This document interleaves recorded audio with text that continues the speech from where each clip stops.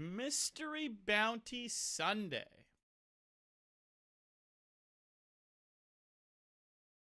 Let's go.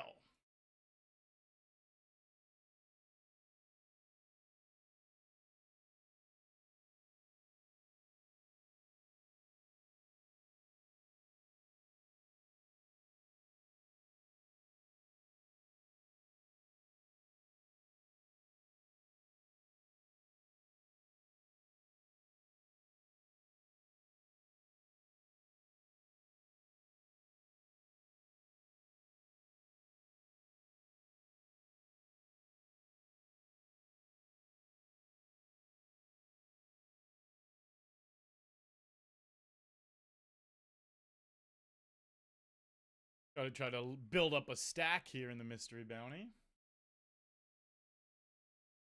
Keep it low. Let's win a flip. Nice.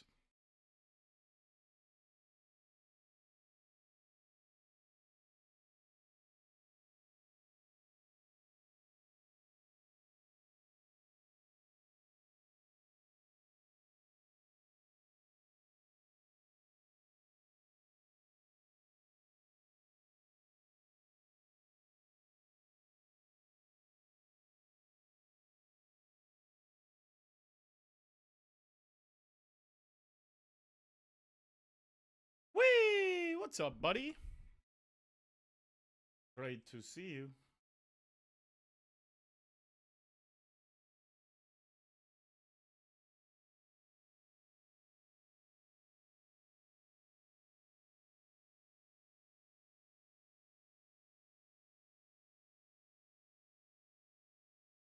Oh, that's yesterday's binds and cashes.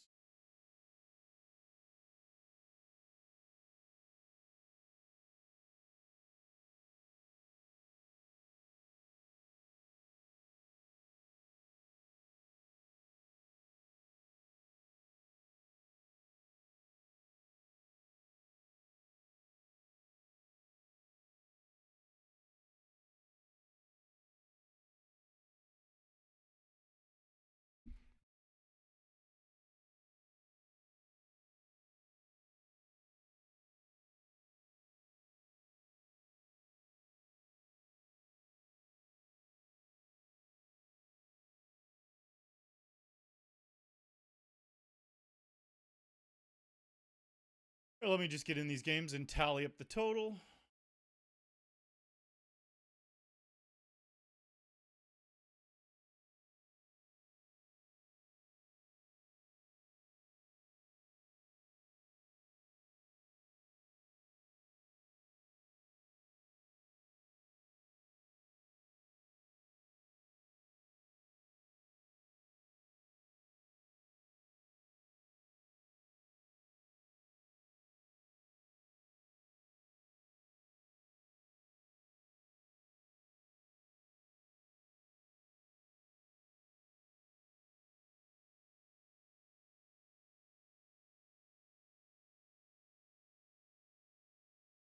All right, we do flop 2 pair here.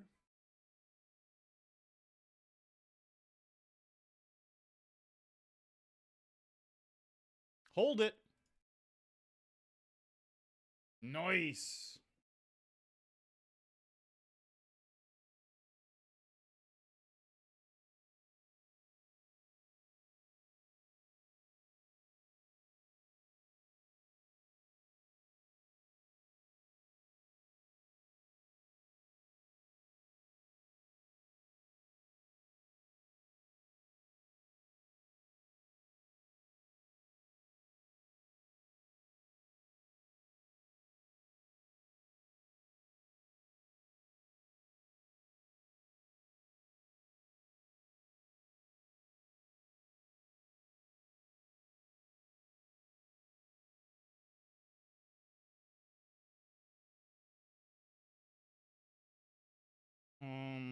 Just send a quick message.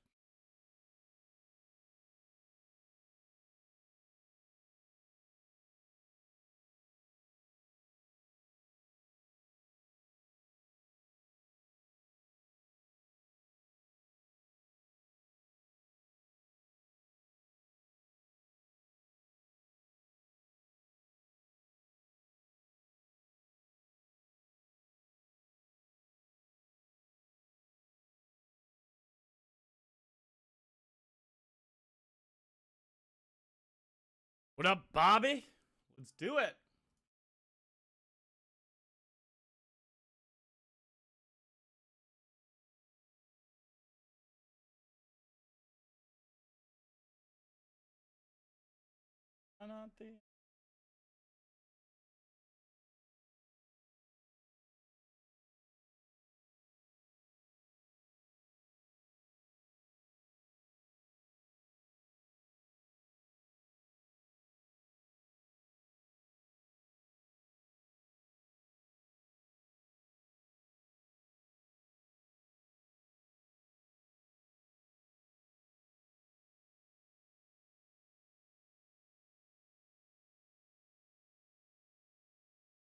Whee! Gifting a sub to Bobby. Thank you, boss.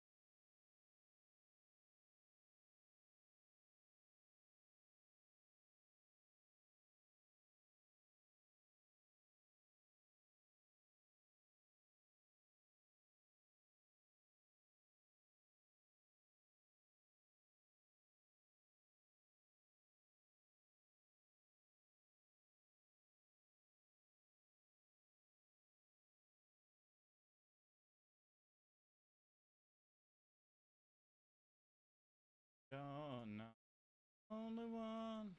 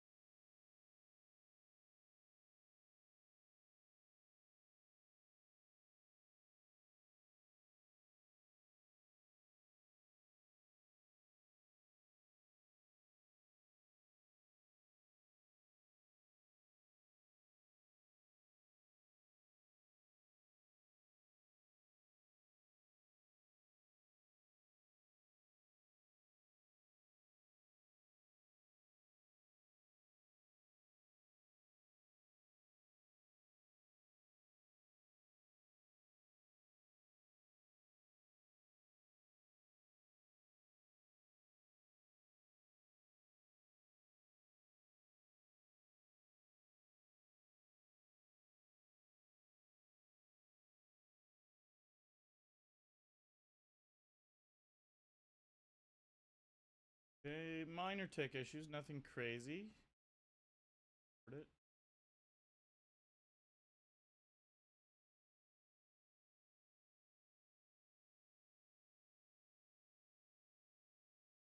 Hello, Torbrew.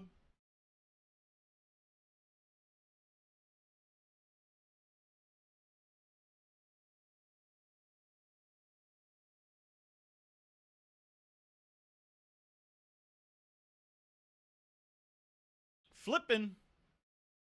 All right, no ace, no queen, no 10.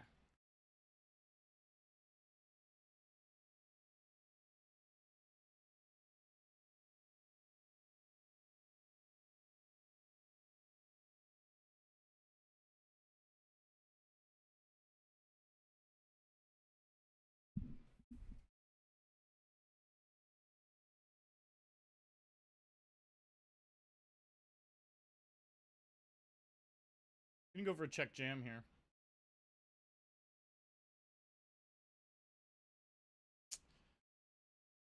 Or not. What up, Scalibur? I've been streaming lately.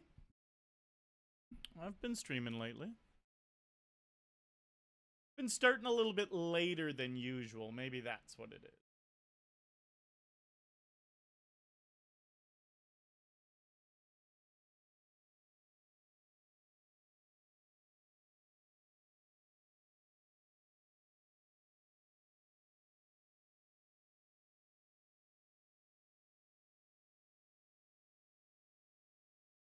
Hello, Nathan. Good to see you.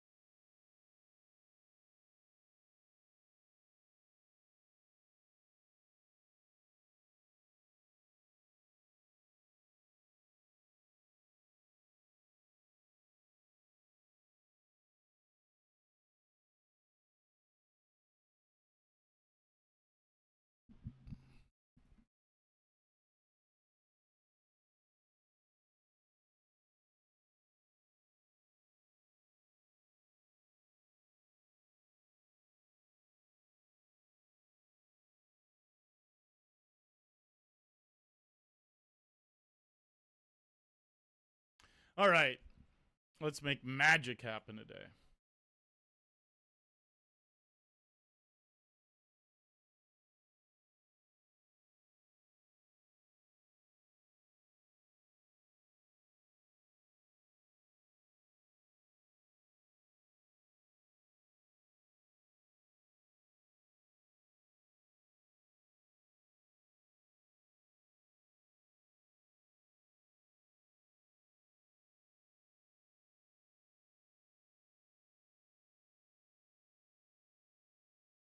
Hypoplasma. Hello.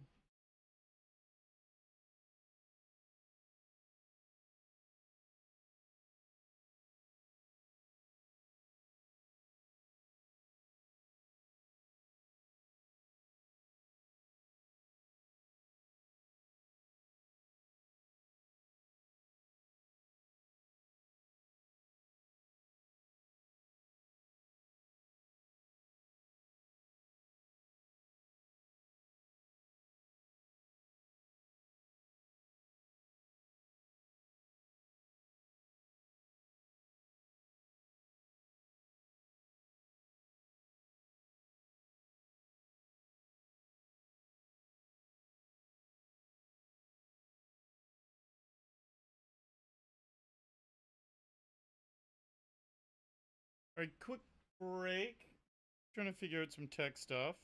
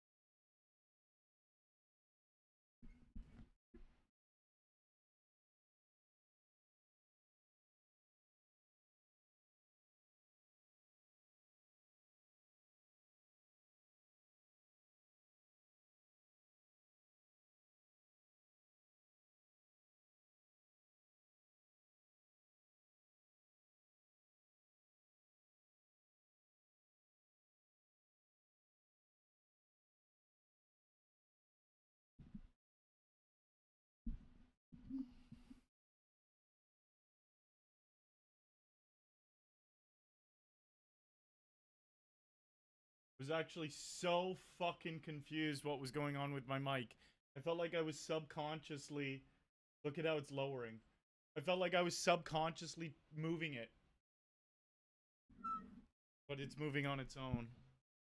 Which is fine. I can tighten stuff. I was just so... I literally thought I was losing my mind because I kept looking over and it was in a different spot and I'm like... Do I keep subconsciously moving this fucking mic? Thank God I just saw it lowering.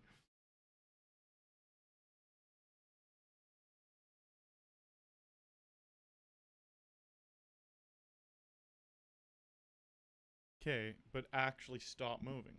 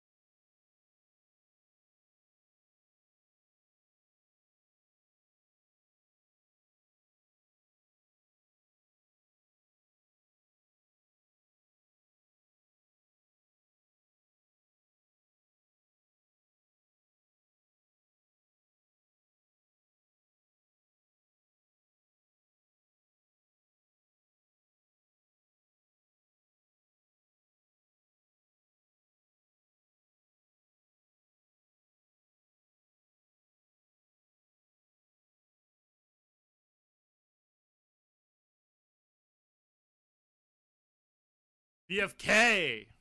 Let's do some damage tonight, bud. What up, J-Fam?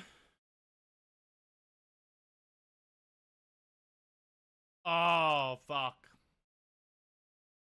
That's a bummer, buddy.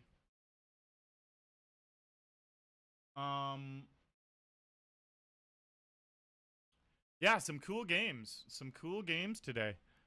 We just got to build up some big stacks so we can get some mystery bounties.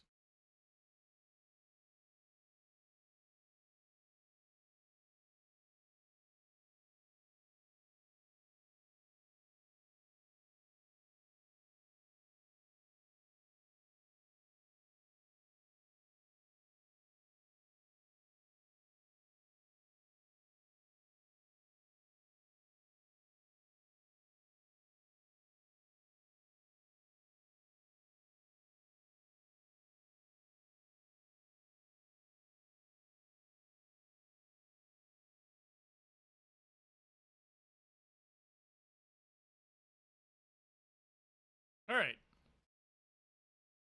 Think I'm good.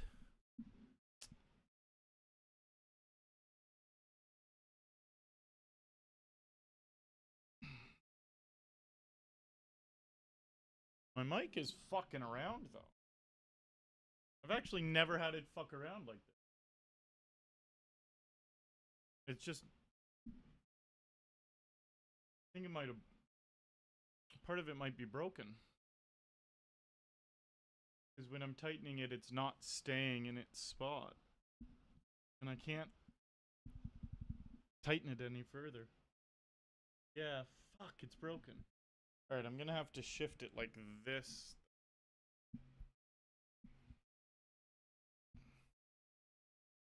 Alright. Something like that might work. Something like that might work.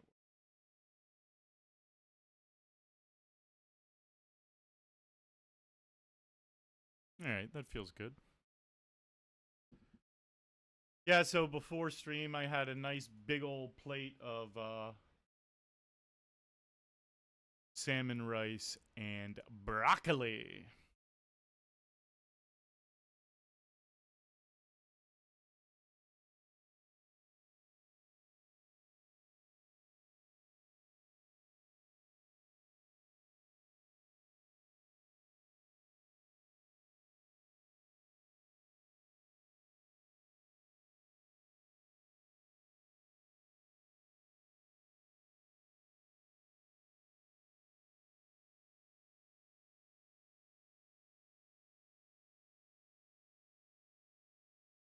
Queeness. Ayo. Milnzor. Let's get some monster bounties tonight. I like the sounds of that. So I'm obviously very new to the mystery bounty games. I guess the mystery bounties will not be revealed until we're in the money. And here's the section where they are. Cool. Cool, cool, cool. Condry, what up? Hi-oh. Watching from Brazil. Awesome, bud.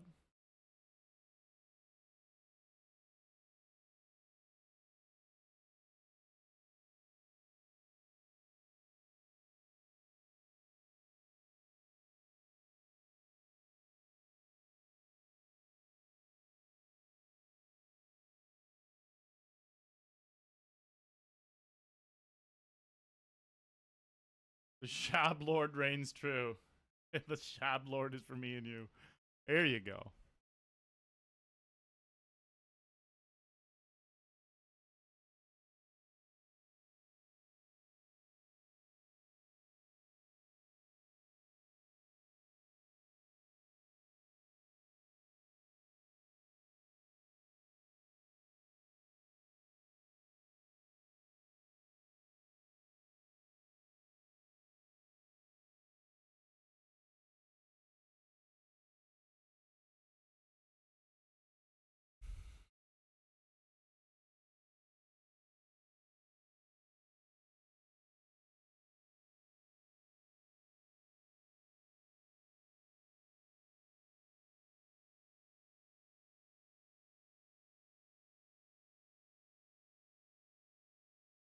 But this guy's all in for like 1.2 or something. This guy made it 3.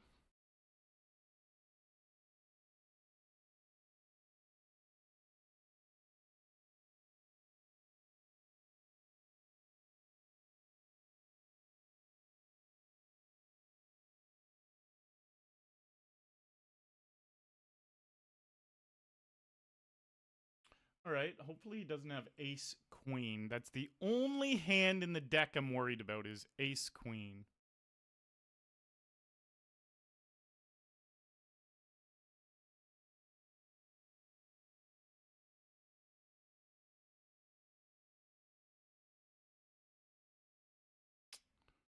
And weird.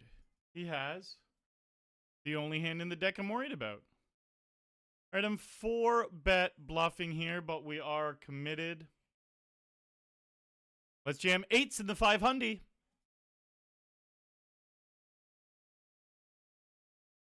Die.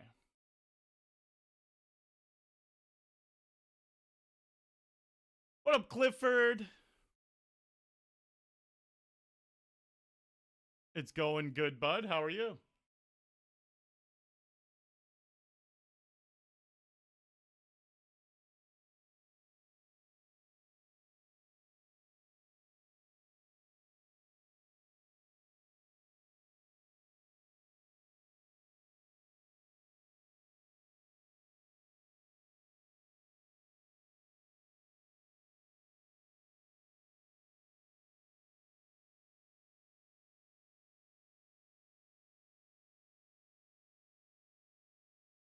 For everyone just popping in, it is Mystery Bounty Sunday here.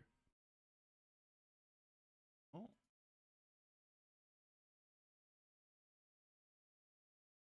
We have kings in this $50.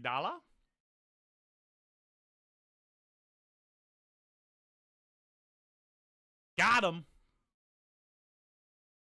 All right, so we have this $500 mystery bounty where we are slightly under starting stack. We have this $100 mystery bounty started with 50,000 chips. We're up to 135,000. We have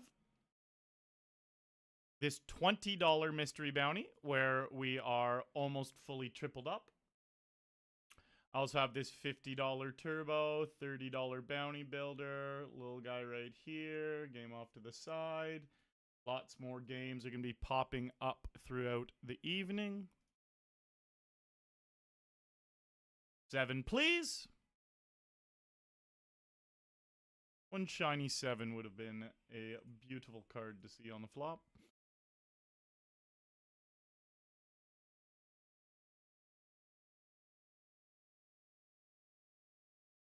He's winning the main pot.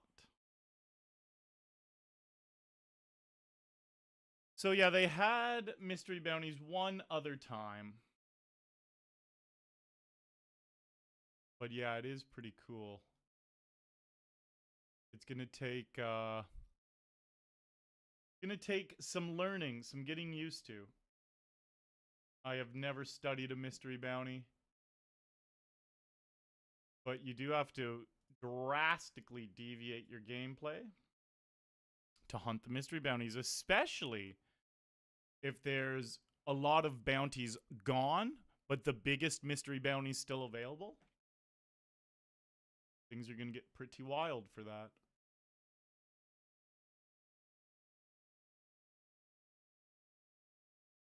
Get aces up here.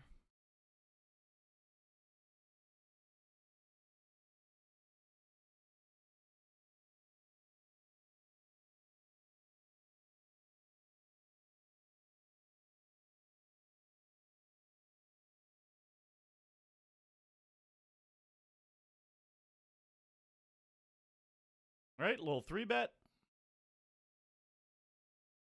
All right, I'm glad I sorted the mic out.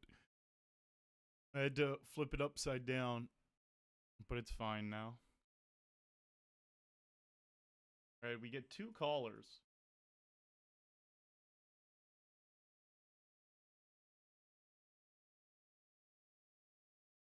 Nuts needed.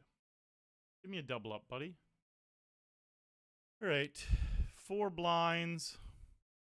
I mean, we have pocket 4s. How my brain turned that into 4 blinds.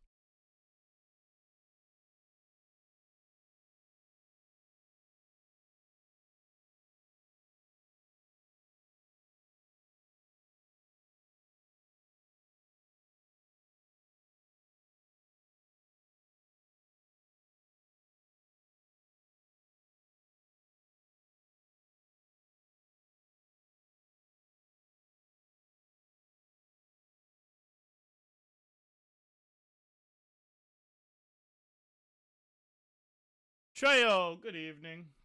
Oh, we called a c-bet and then checked it down in the 500. Won a small little pot there.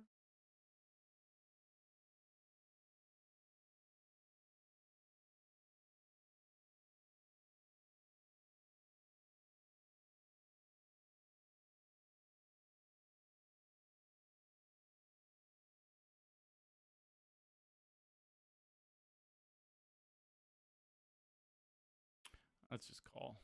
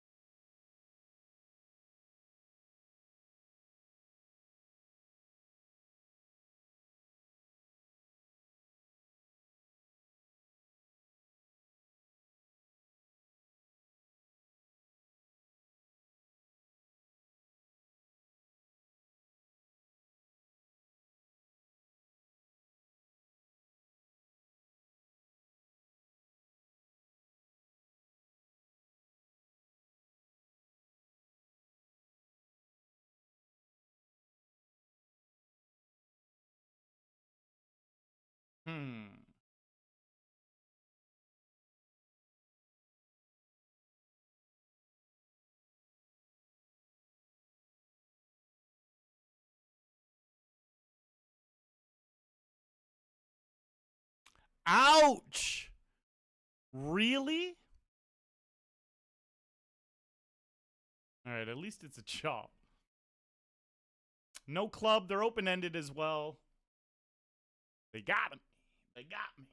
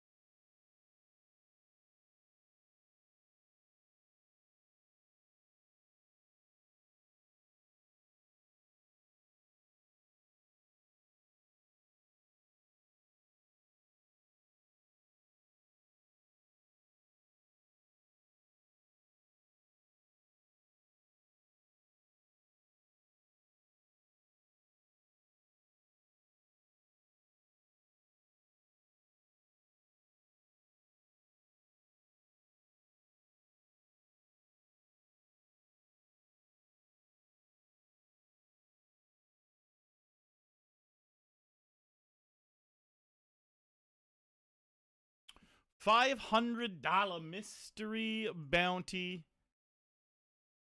What a game. What a game.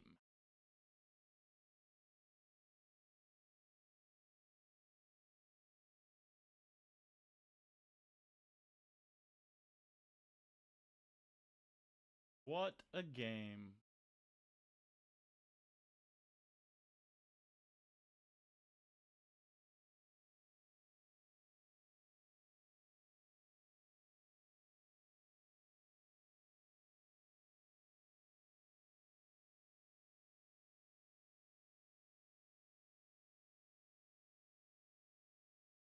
Nice, Steven. Good luck in both of those.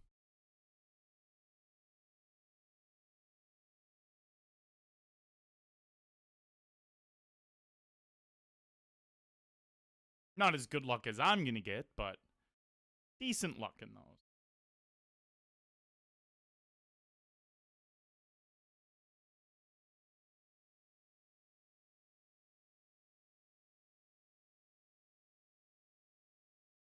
Okay, almost a full triple up in this 100 mystery.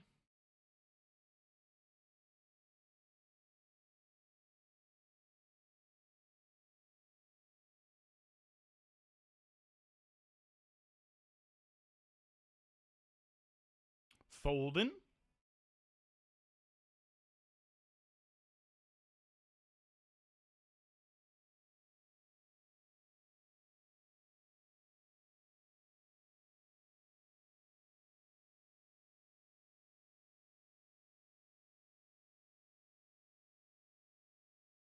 J Fam. It's been a bit of a roller coaster the last few months. We did win the $250 Super Tuesday. The first 2 times we ever played it. It's a new game on the schedule.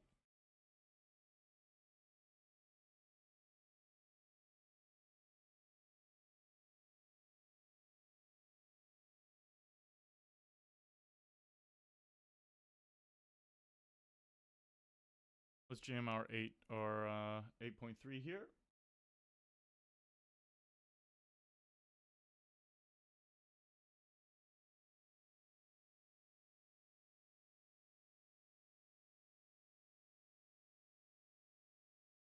We're open-ended, or an ace would do it. Not today, they say. We'll re-enter here. Dollar turbo.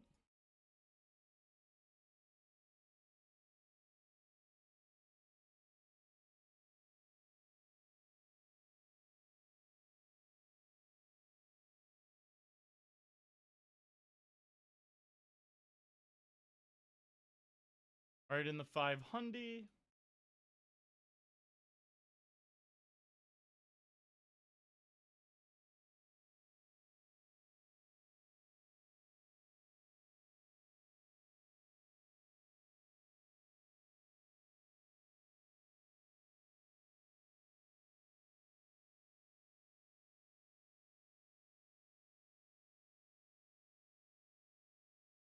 Right, hopefully it just goes check, check here on the turn, and then I'll put in a little bluff on the river.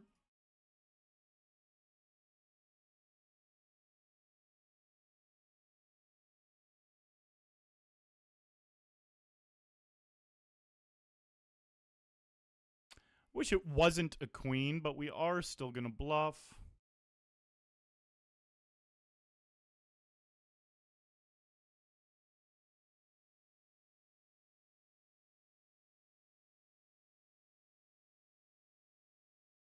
Bluff gets it through.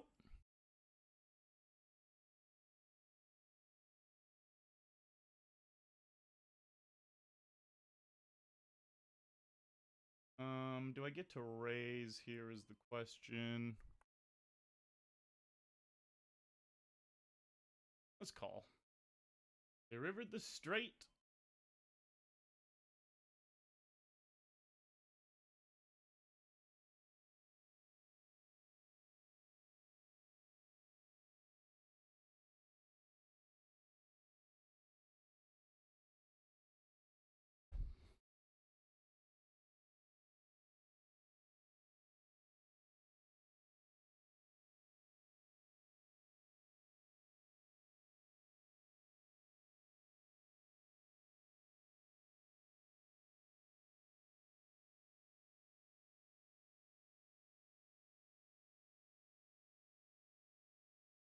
Right.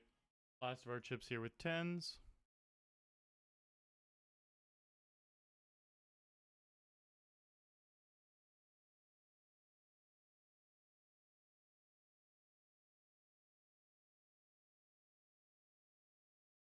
Okay, we lose that. Rebet bluff with ace 5.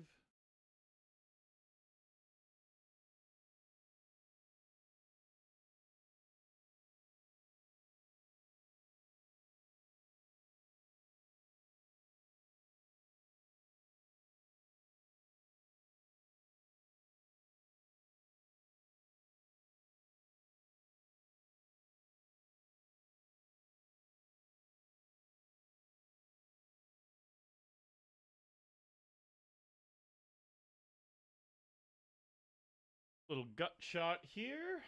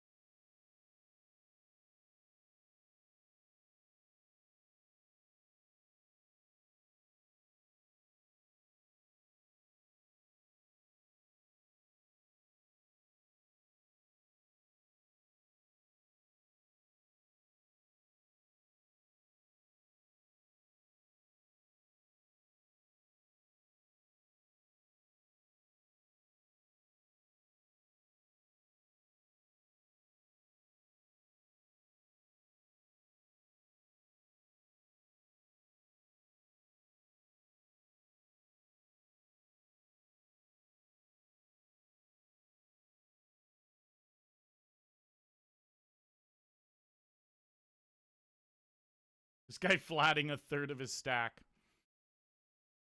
Aces turned to quads.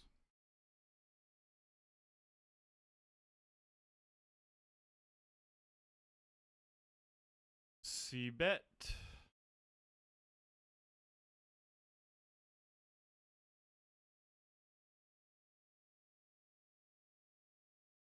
What a bad river. Just, they're not going to want to bluff that too often. I was checking the turn so they would want to bluff the river.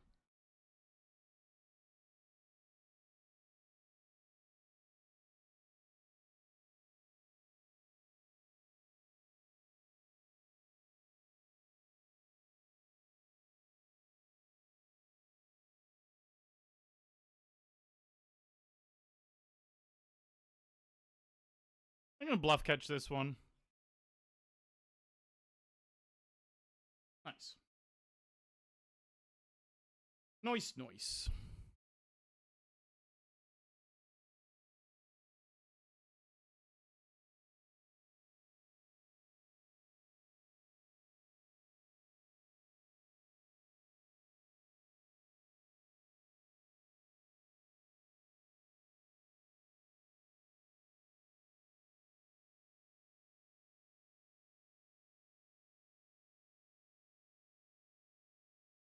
Bluff catch. Worked.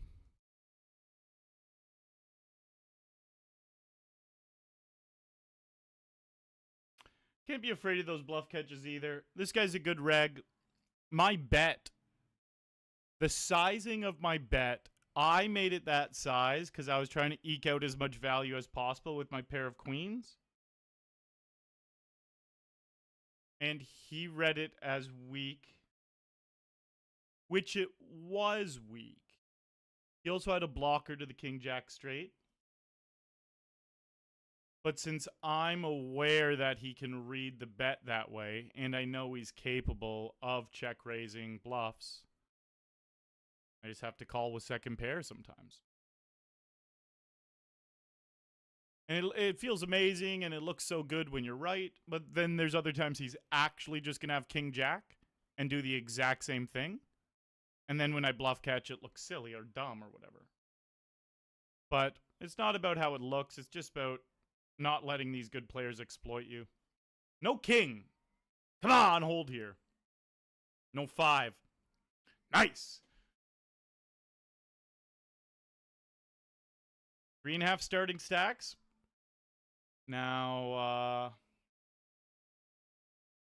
159 places paid. There is 340 left. So we still got a little bit of work until we are in the mystery bounty stage where we're actually hunting the bounties. Because that doesn't happen until we're in the money.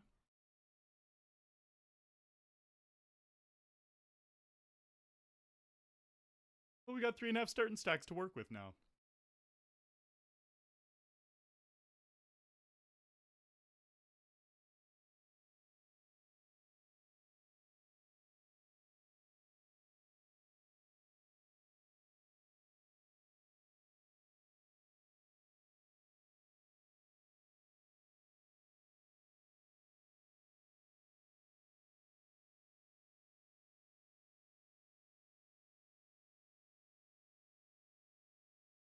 GG there.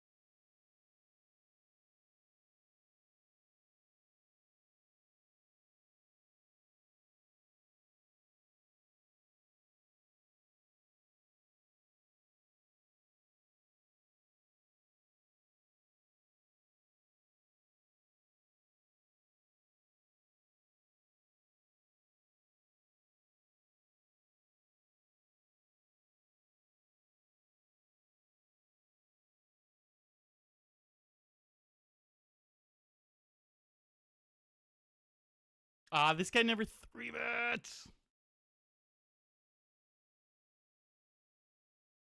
Hold. I didn't have a crazy sample on him, though. No 7 either. Nice.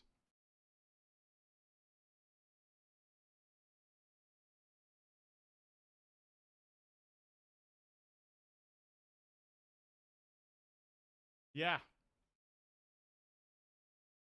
Mystery bounties definitely big success.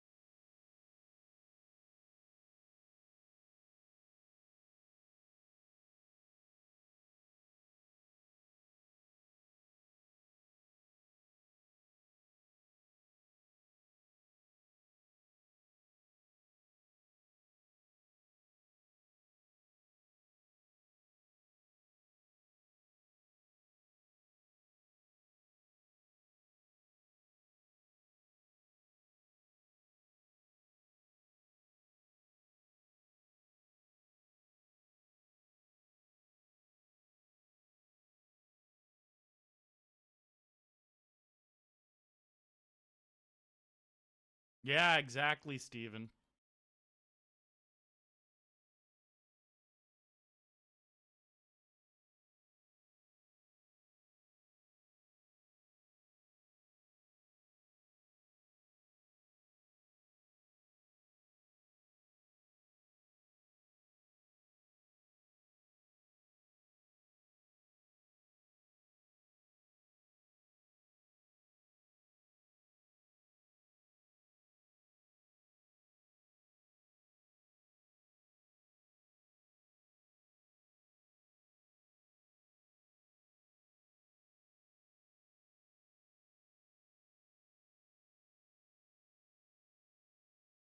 All right, mystery bounties have been finalized.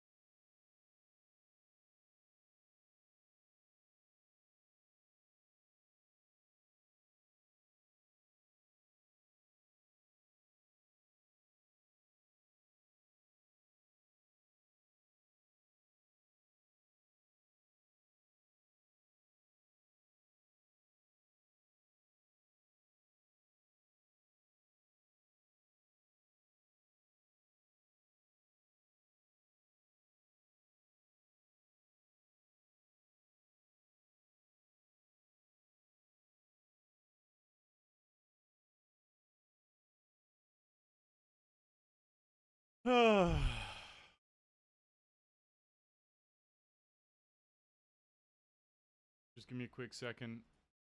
Minor tech issues. Shouldn't take long to sort out, though.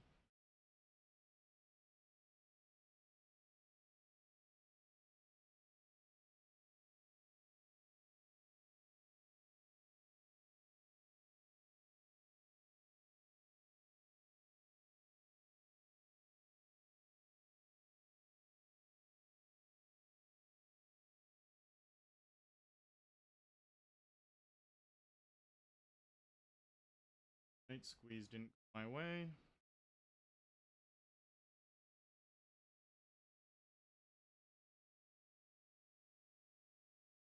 Or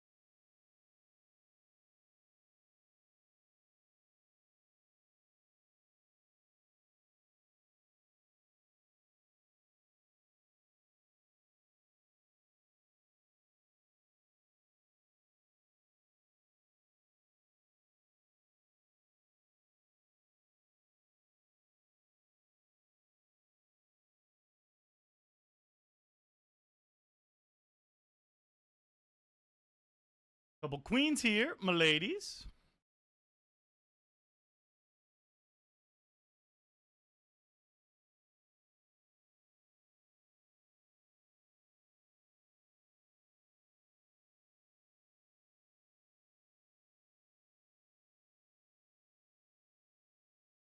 Keep it clean. There's no more re-entries. Don't fuck me.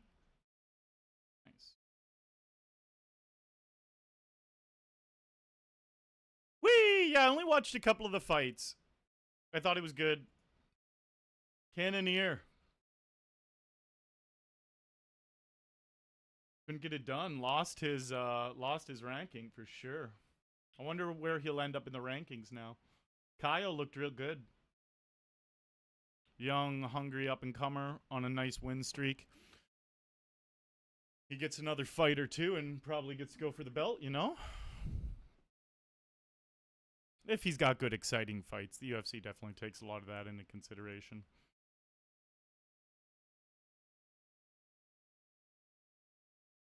Every knockout is a mystery bounty once you are in the money. Should I hit or double down on a soft 17 against a dealer 6? Interesting. I don't know blackjack too well. A soft 17. I would, again, not saying this is the correct play, but against a dealer's 6, it would definitely be... I would choose double down first and then hit second. Yeah. I would choose double down first and then hit second. Not... I haven't played blackjack in so fucking long, though. I lost a lot of money playing blackjack when I first turned 19. That's the legal age to gamble in Canada. And I went to the casino a fuckload that summer. And then lost a lot of money in blackjack and in roulette.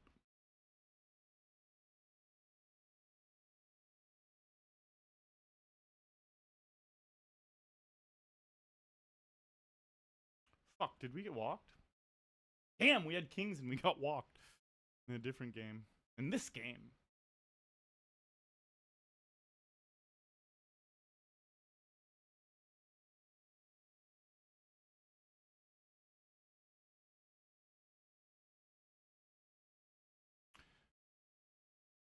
You stand, you know what? Stand could just be the play, though. Because a soft 17 against a dealer 6, the more I'm thinking of it, too. The dealer's just highly likely to bust.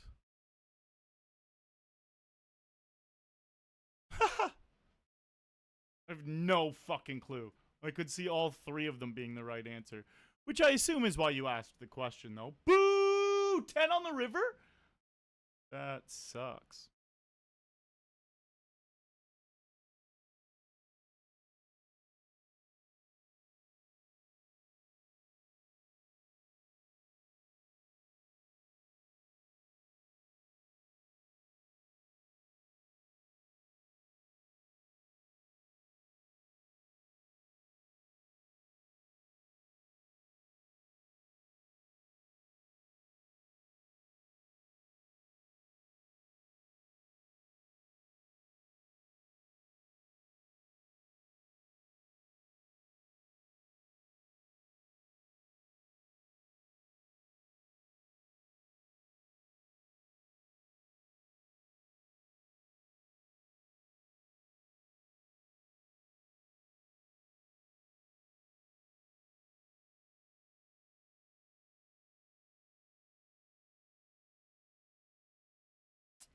Not a great flop.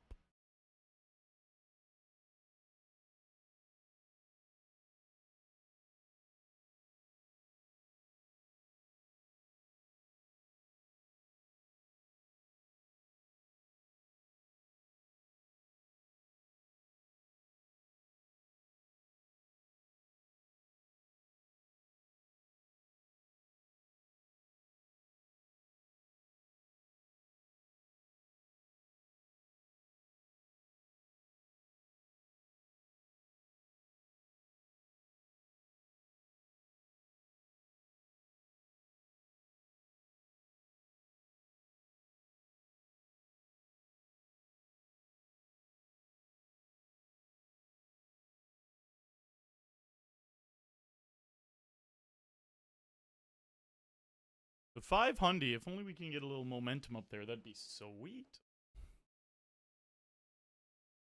Not much has happened. We have been hovering slightly over starting stack for a while. Miladies, pocket queens here in the small blind of the $50 turbo. 22 minutes left in late reg. We see a 15 big blind all in. Wow. I cannot believe I have this guy tagged a winning player. I'm going to have to look them up on SharkScope because to have a 41 VPIP and a 17 3-bet and just be open jamming 15 blinds under the gun one, all three of those things I just said, winning players don't do. But on the PokerStars Ontario client, sometimes you can have these crazy fucking lines and stats and still be winning. I do have to look them up, though, to confirm.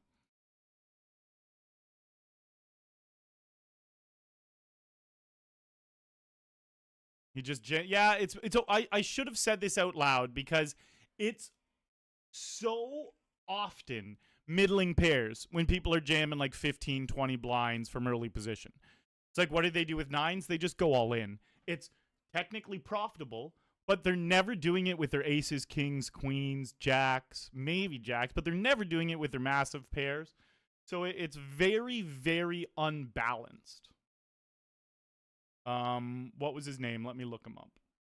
Rambo's Cage. Something tells me we're going to be changing that tag.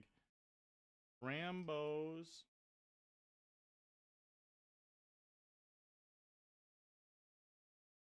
Technically a winning player. He started off a lot more winning.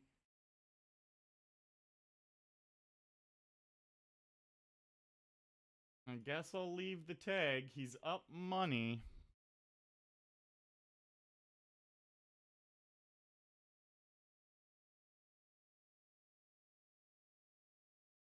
All right, how many chips are we looking at here now? Almost tripled up in this $50 turbo.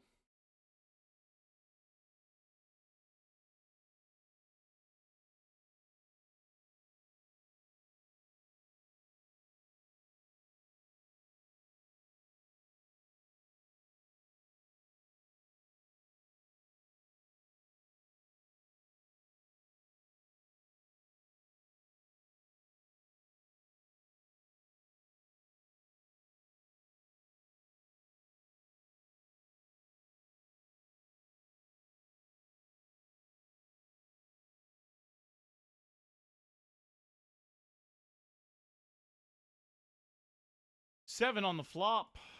They hit a flush draw, but they cannot hit the flush.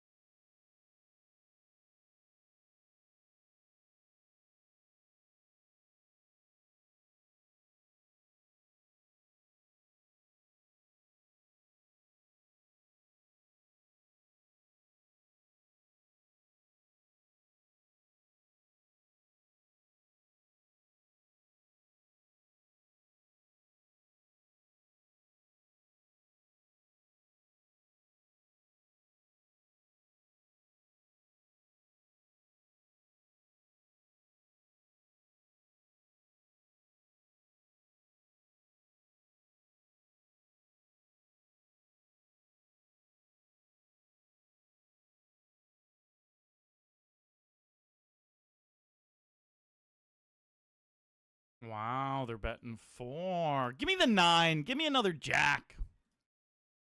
Fuck. Just check, buddy.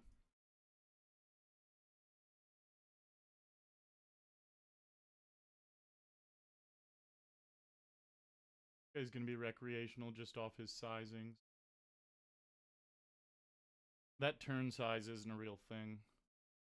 Let me look him up, though, just to confirm. Turn sizing's too polarizing. He bet too big. He makes it too obvious. He's only doing that with a big hand. He's not doing it with a bluff. If he's doing it with a bluff, he's betting too big with that bluff because he can find the same amount of information out with a smaller bet. And the times where I do have a big hand, he's going to get 2 extra punished. And I look him up, and it definitely confirms he is recreational.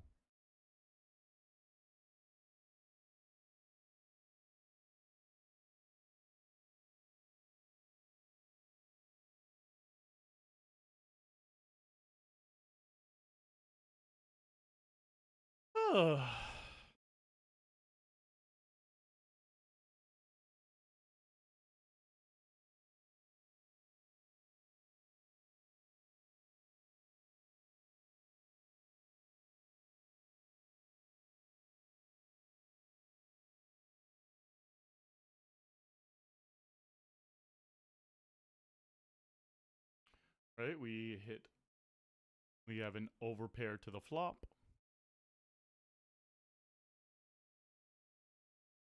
Just gonna go all in.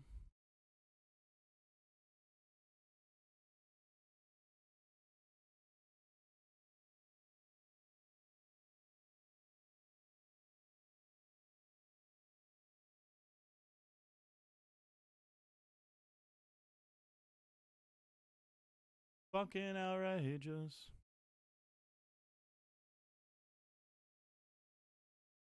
Where did you go?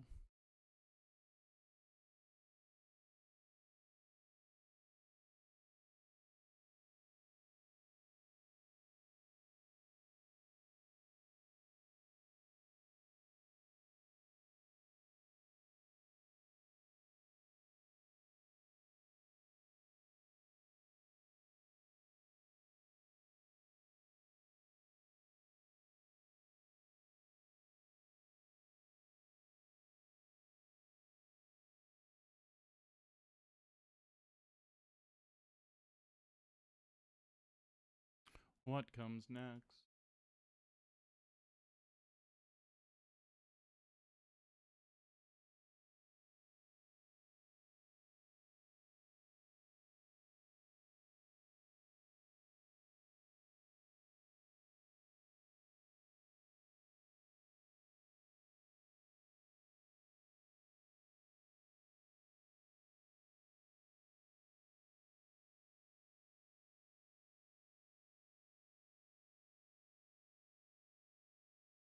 Brick that flop.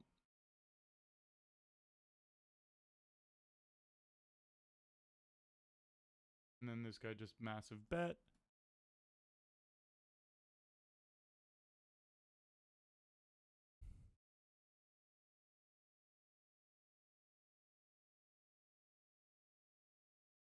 All in the 500.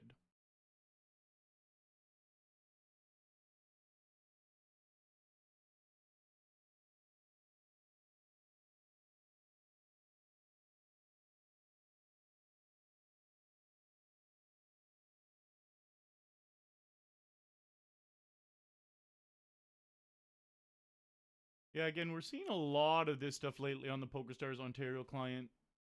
People making it 4, 5, 6, 7 blinds pre-flop. My God, is that a bad play?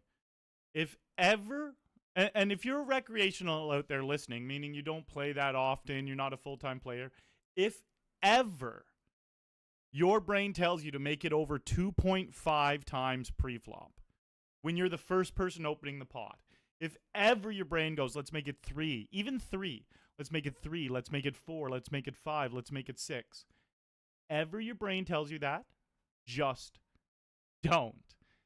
It's incorrect, and you will absolutely lose more money by sizing up bigger than you will if you make it smaller.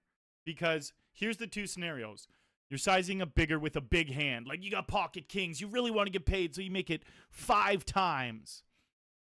Well, all the good players are going to pick up on that. They're going to leave a note on you. They're going to know exactly what you're doing. Then here's the other scenario. You're doing it without big hands. And that literally just means you're going to get absolutely punished when other players have good hands. Yeah, sure, you're going to win the blinds and antes a chunk. But you can still win the blinds and antes by making it 2.2. You're making it 5x. The times other players have good hands, you're getting wrecked. So very, very important to be aware of that stuff.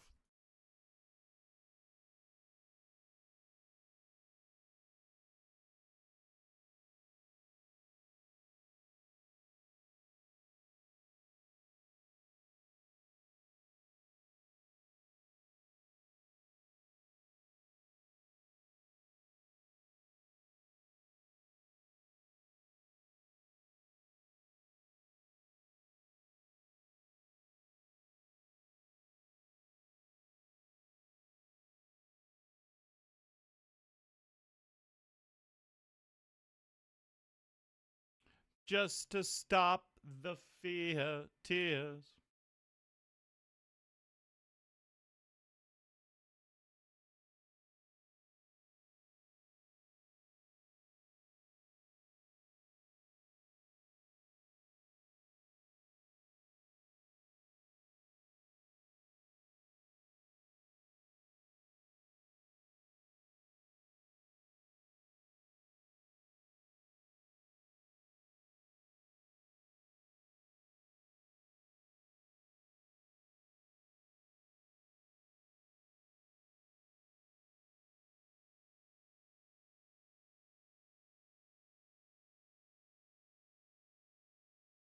Three X fold off of 50. Damn, that's a funny note.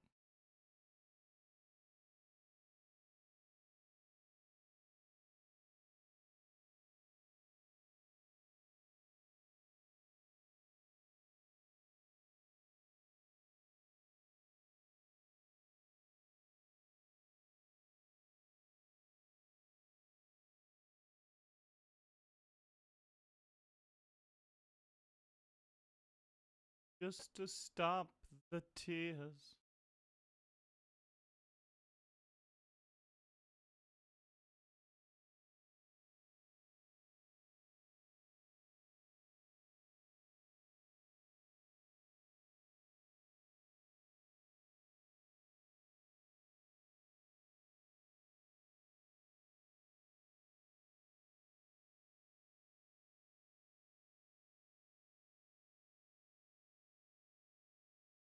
All right, I'm going to go all in here in the 500.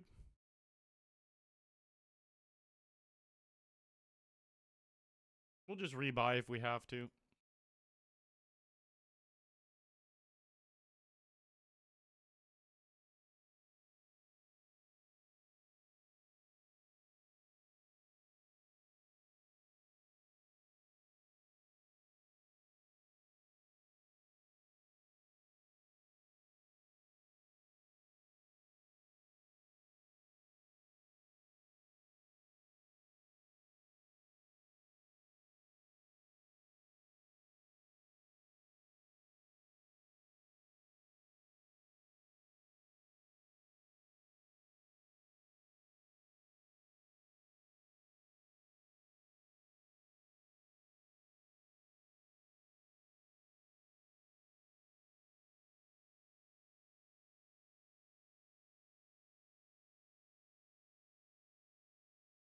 A quick little break.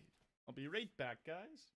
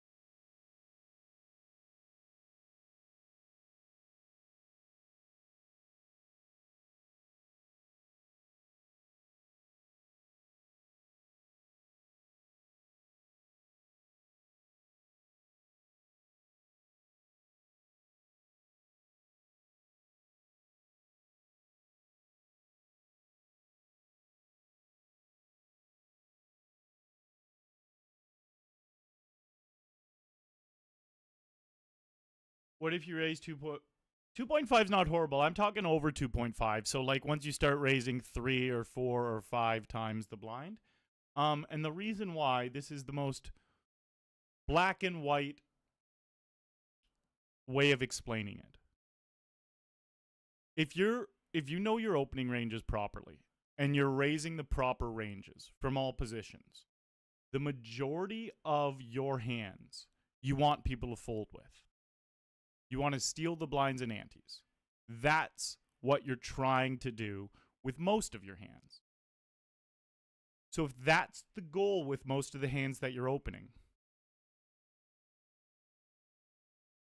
if you start raising bigger, you're not going to get extra folds if you make it 3 times or 2.5 or 2.2. You're not getting extra folds. The only thing that's happening is when people do have good hands, you've built up the pot a little bit bigger, which is not the goal of what you're trying to do. All right, ace is here in the 500. Great spot. Wow, we're going to fold here. Good luck in the 500. So that's why you don't want to make it bigger. Because you don't want people to call most of the time. You want to steal the blinds and antes. And you don't want the times they do call to lose more. All right, no 4. Beautiful stuff.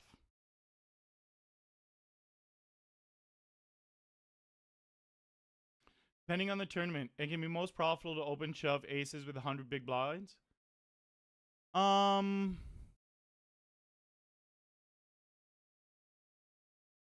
would disagree. Well, you said free rolls, so it is.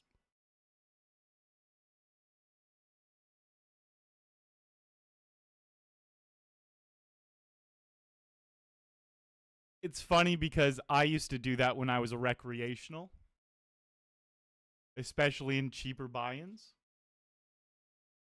So I understand what you're saying. I actually used to do that with aces and only aces.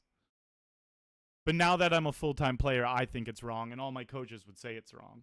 So I'm going to stick with that it's wrong. And you're going to make more money by playing aces properly than by open jamming them for 100 blinds.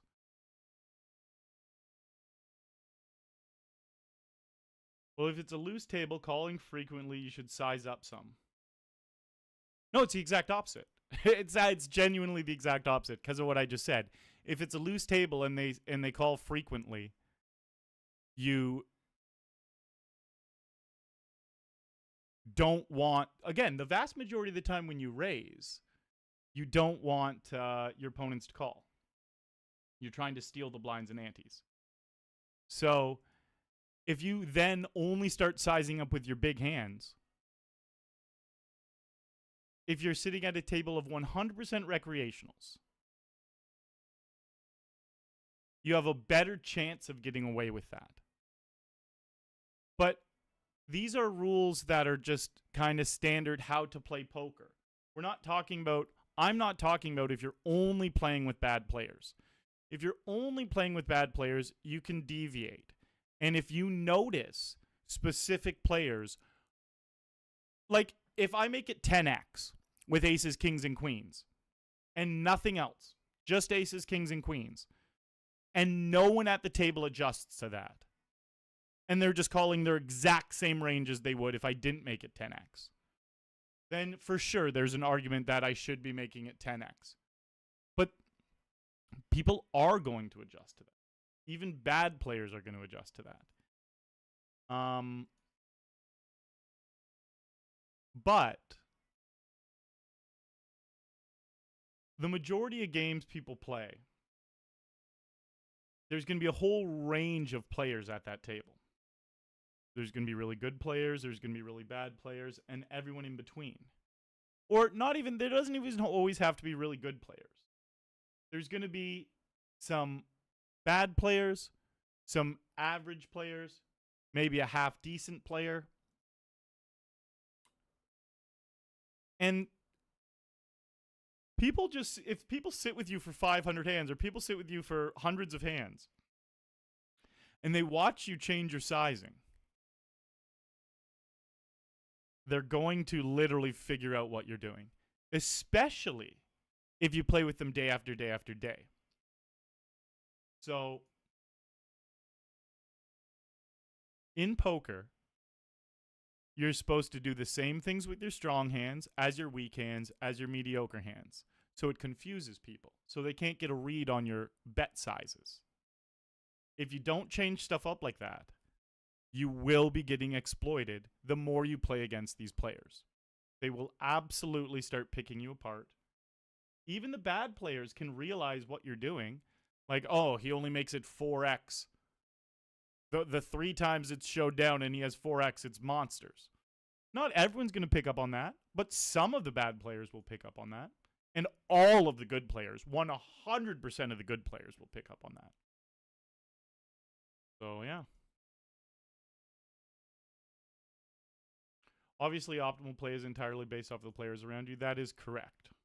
And you can deviate from optimal play based off the players around you. But changing your bet sizing based off of your hand strength is the easiest thing someone can pick up on. That's the most obvious thing someone can pick up on. So you got to be really careful doing that. Give them king, queen. Brutal.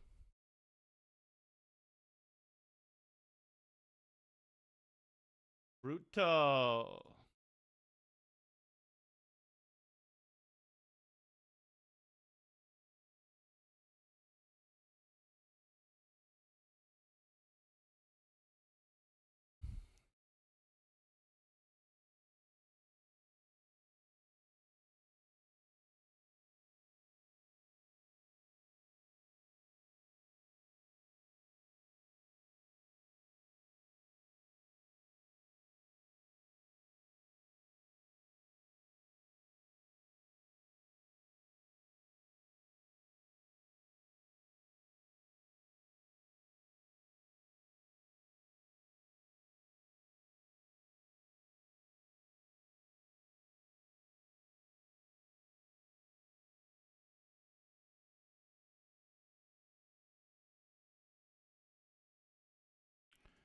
And I guess just to cap off the point I'm trying to make is there's definitely good winning players at every single stakes, at all of the stakes.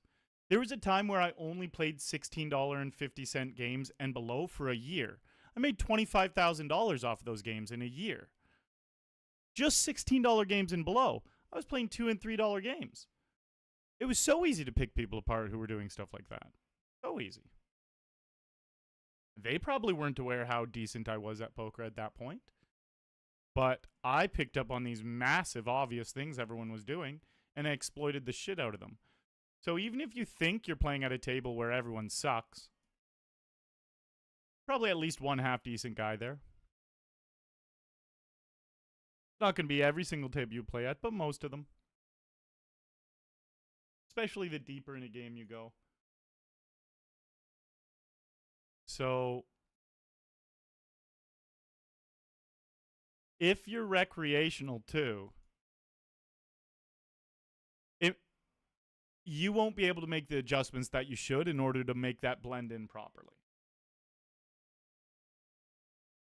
So it is way better just to do the right thing and build your foundation doing the right thing than trying to be tricky and trying fancy play syndrome, changing what the right play is to, oh, I'm going to do this only with these hands.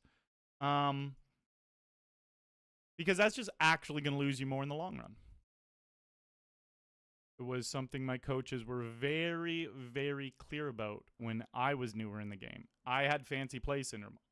One of my biggest leaks was fancy play syndrome. Always trying to do the trickiest, sneakiest thing, changing what I felt like. I was like, oh, I know you should be doing this, but I'm going to do this instead. My coaches would be like, if you know you should be doing something, why aren't you doing that? I'd be like, well, like that's how everyone else plays it, so I want to be different. They're like, why do you think everyone else plays it that way? Because it's the right play. So that stuff you have to take into consideration. Ace Queen suited.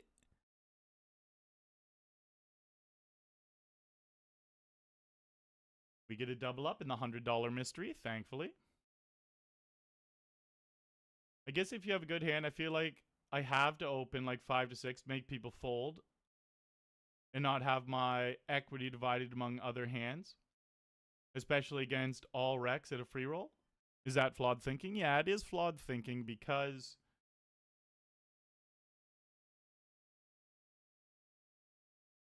what you should be doing is learning how to play post flop properly instead of making mistakes pre-flop to make up for the lack of knowledge you have post-flop. You should play proper pre-flop, get used to playing proper pre-flop, and then learn how to play post-flop. It's funny because these same things you guys are saying to me, though, are the exact same things I used to say to my poker coaches when I was first starting. And I'm literally just regurgitating their answers. But their answers make a lot of sense to me now. I didn't get it when they were saying stuff like that to me originally.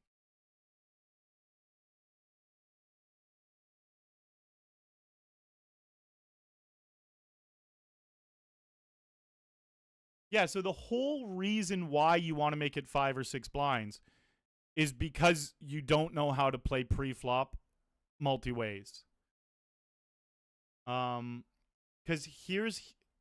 Stuff like this gets a little trickier to try to explain, but if you make it 5 blinds, or no, let's just say you make the normal raise with aces. If you make it 2.2 and you get 5 callers, or let's say 4 callers, so there's 5 of you in the pot.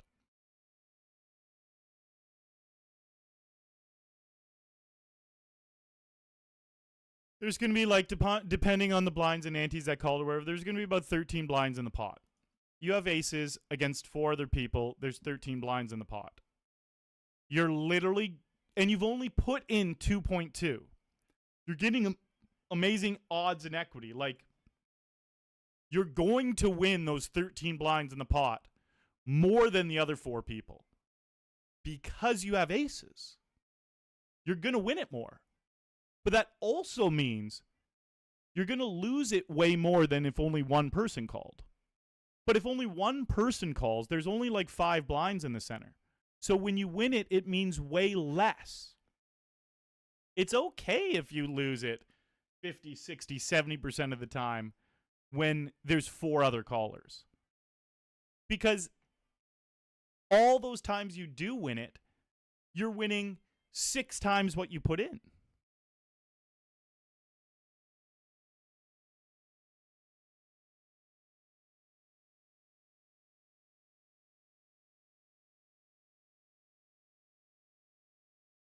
Right, because there's a bounty on the line here, we're definitely just going with this.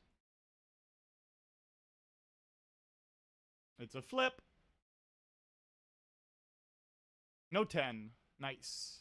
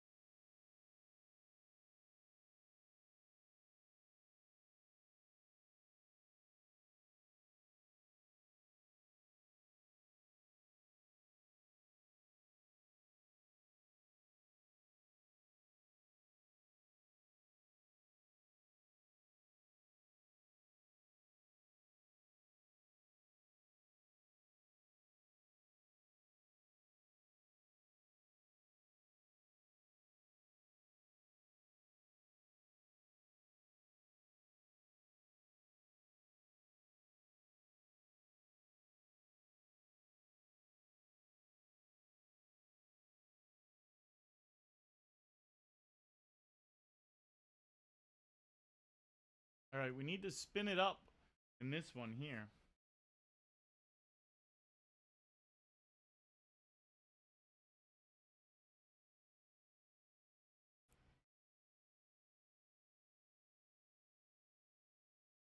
Yeah, I've got a lot of poker coaching, and the guys who have coached me have made so much money playing poker, and they've seen me play all different stakes. Never one time have they been like, you know what, you should start 5xing it with your aces. You're going to make more money here. It's just never something that's come into even. It's never something that's come into their mind. And I've asked specifically about the jamming aces for 100 blinds. I've asked about that.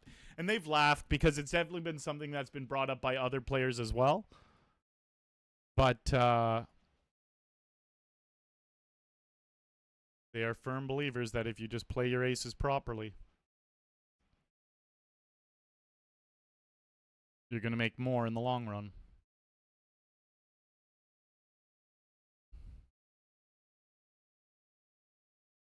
All right, in the 500.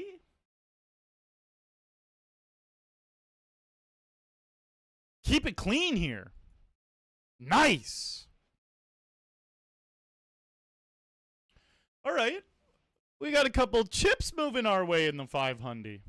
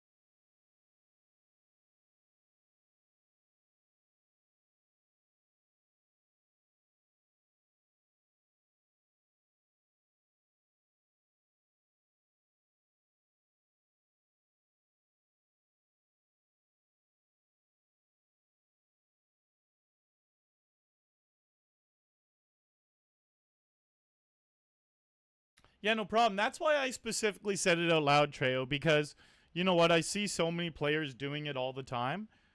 So I was like, all right, if you guys have the urge to do that, just stop. Just stop.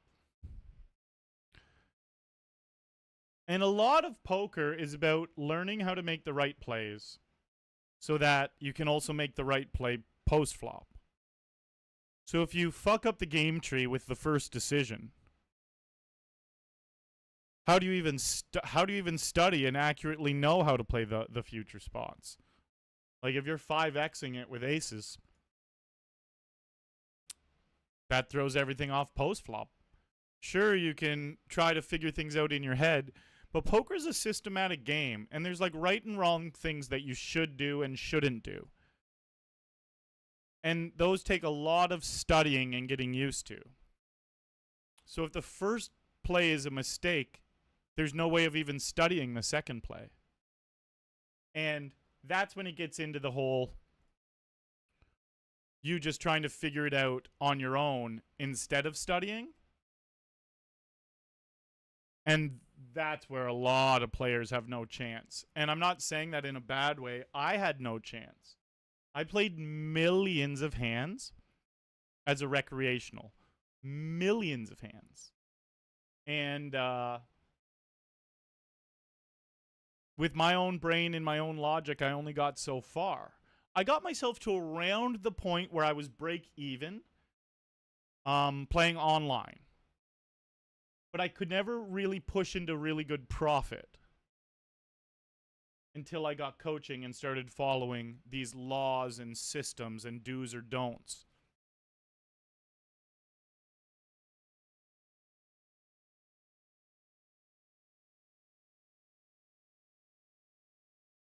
Yeah, Trail. Well, post flop is a post flop's a beast.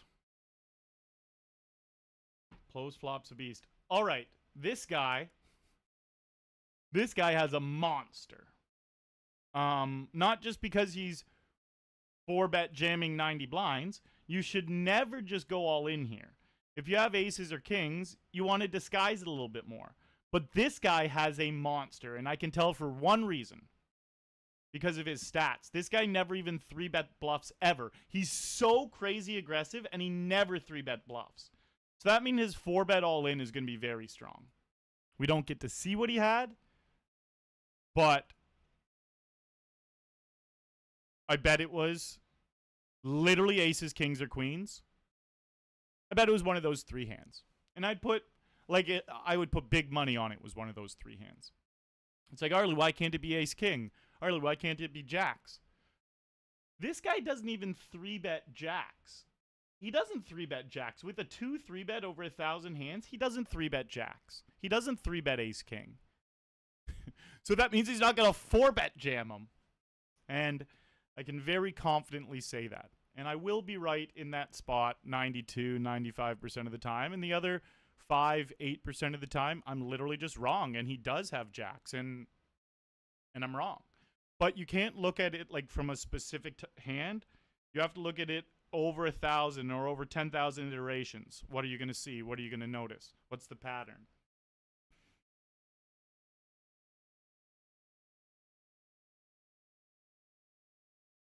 All right, in the 500. Fuck! Just make it easy on me.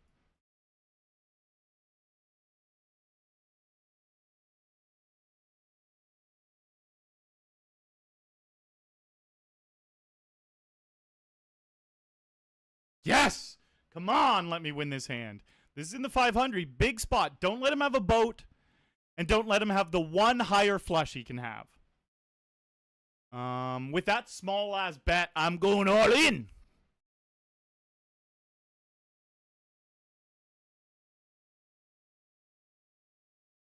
I love that he put this small bet. Now I'm like, always gonna win. Woo! What a river. All right, we're all in here in the hundy. Give him 9s.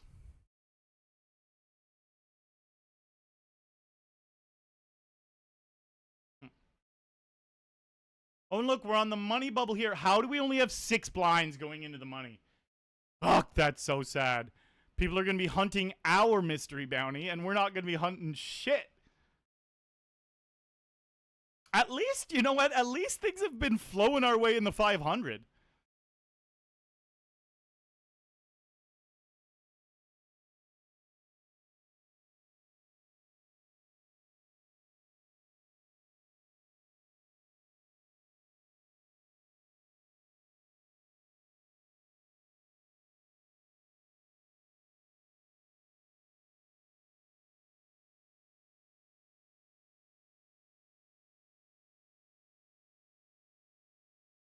Fuck, the air conditioning's so goddamn cold right now.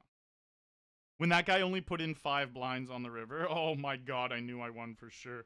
Because if he had a full house, or if he had a big flush, like the king high flush, if he had those hands, he's going all in. He's not gonna bet and then bet really small once he hits, or once he gets there, you know? Like, that's when he's trying to get the most. So me just seeing him put in 5, even though obviously we had one of the best hands you could have by the river. But if he goes all in, there's a small chance I still lose. When he puts in 5 blinds, I just win for sure every time.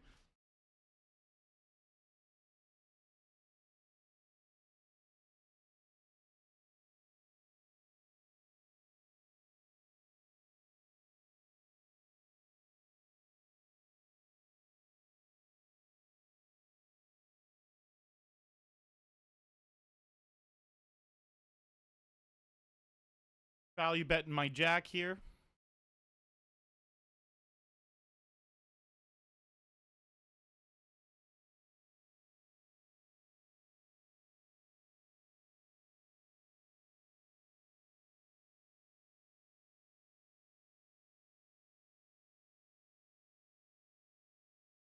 All right, we get kings here.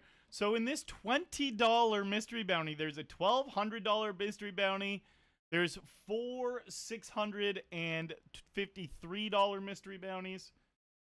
There's seven $224 mystery bounties. Cool stuff. All right, min raise here with the two kings.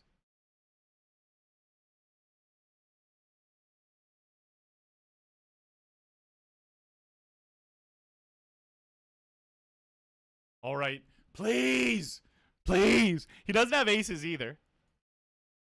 No 9.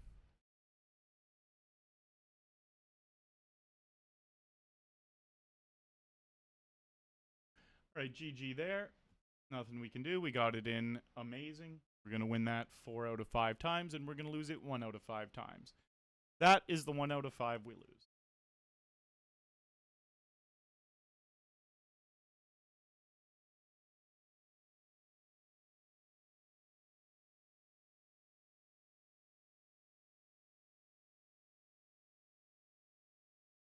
On the river always makes it so much more savage, too. It's like, on the flop, okay, cool. We were supposed to lose it 1 out of 5 times. So when it comes on the flop, you're like, all right, that was the 1 out of 5. By the time you get to the river, we're only supposed to lose that 1 out of 20 times by the river. I know there was I can't remember the hand exactly. I know there was a 6 that could have come out and made us chop. I'm not sure if there was. Would an 8 have given it to him as well? I don't know. Anyways. They got me. They got me.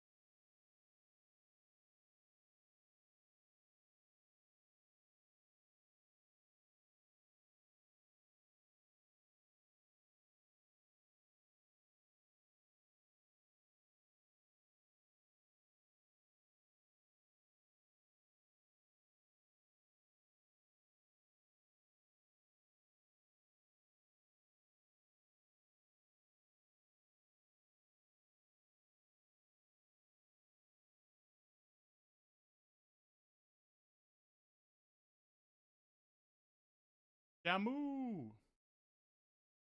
Alright, feeling pretty damn good about my hand.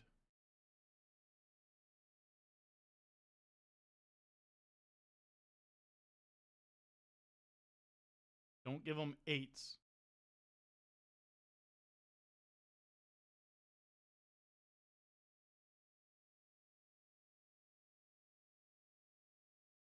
Okay. 8s it is.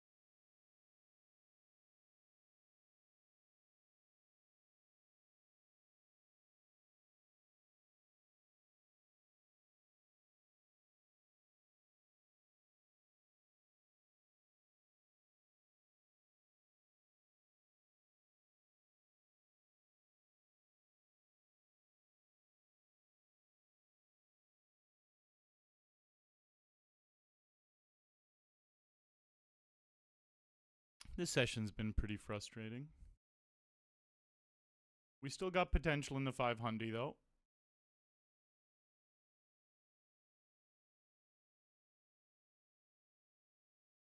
Yeah. Yeah, that one was gross, guys. We lost a stupid fucking hand here too in the 500 while I was playing another one. Just so dumb.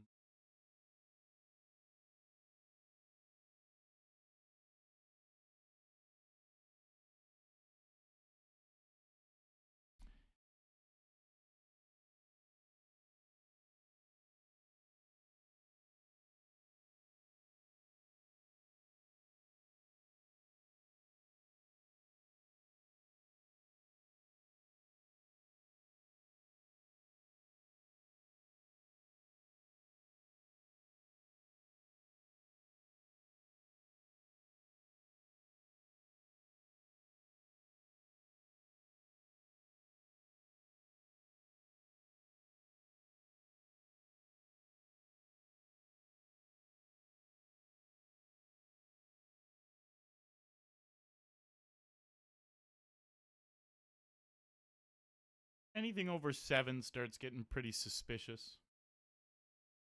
Even a 6 is like, ooh.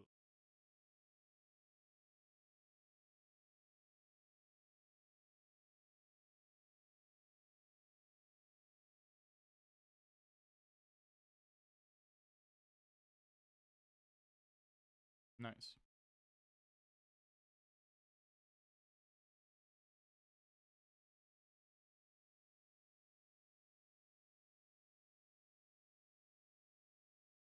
We'll get this in soon, obviously, because we're going to be forced to get it in the next couple.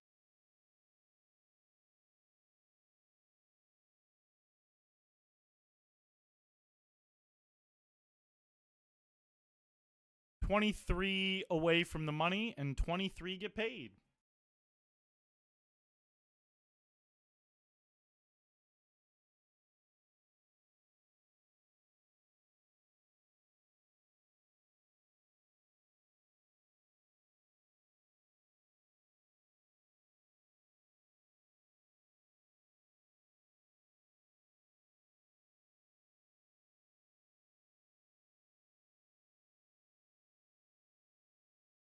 All right, we're going to go all in here with these 5s. Hopefully someone isolates. We don't want to see like 4 people call, you know. Let's see someone go all in. Hunt that bounty. A little raise. I don't know if that's going to be enough protection, though. All right. Hopefully this guy doesn't call now, and he just has a flip.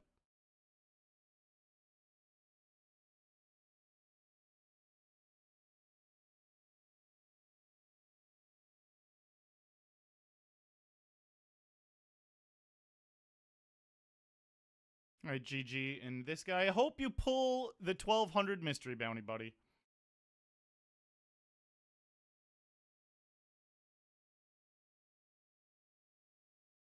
He got a $67 mystery bounty. It's crazy because it immediately showed it was $67. For him, I'm pretty sure there's going to be like an animation of it opening up. Very quickly showed what it was. 19 bucks.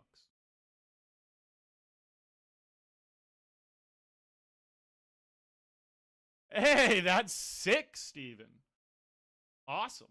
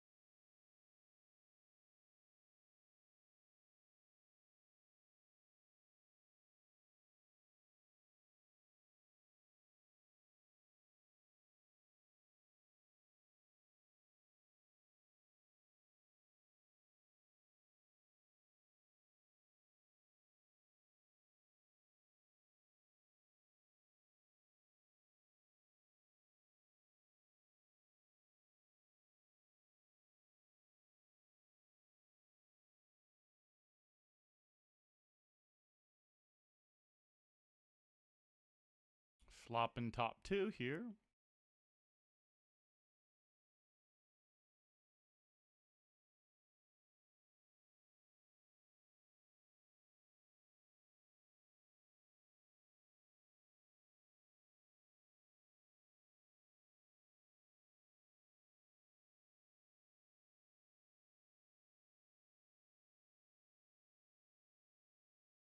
Making it so stacked pot ratio works out pretty good here. There'll be 23 in the center if they call, and we have 21 left.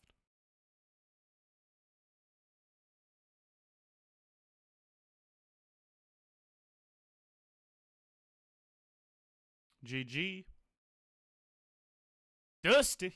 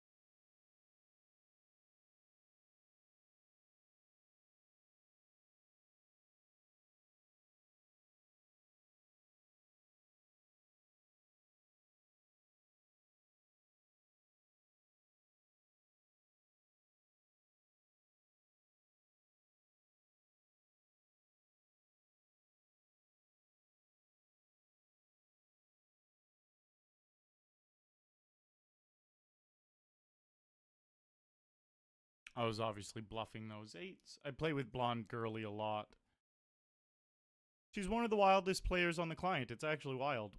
The other day, she 4-bet jammed 7-8 offsuit in the $500 buy-in. 4-bet jammed. It was wild. We won with like ace-queen.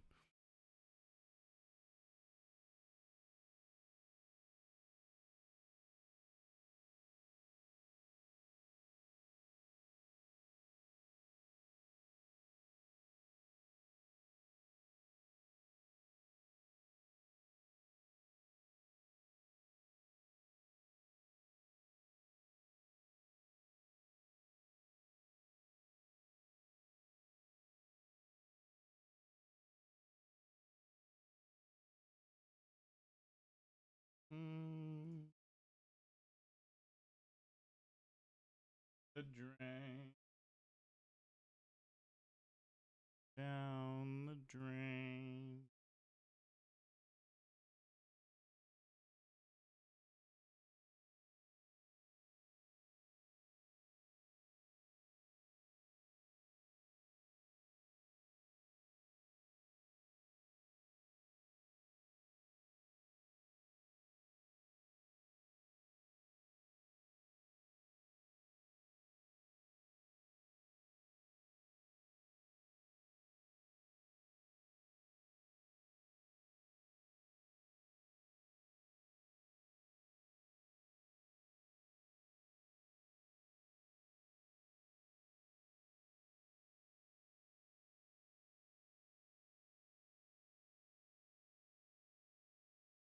The party's over.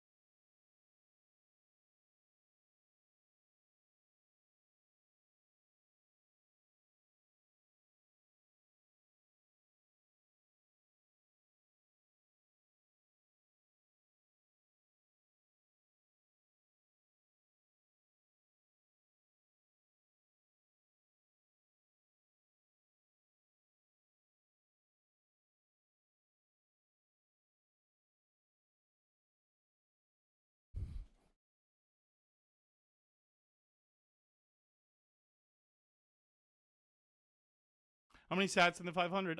No clue, loot pack. I did not keep an eye out.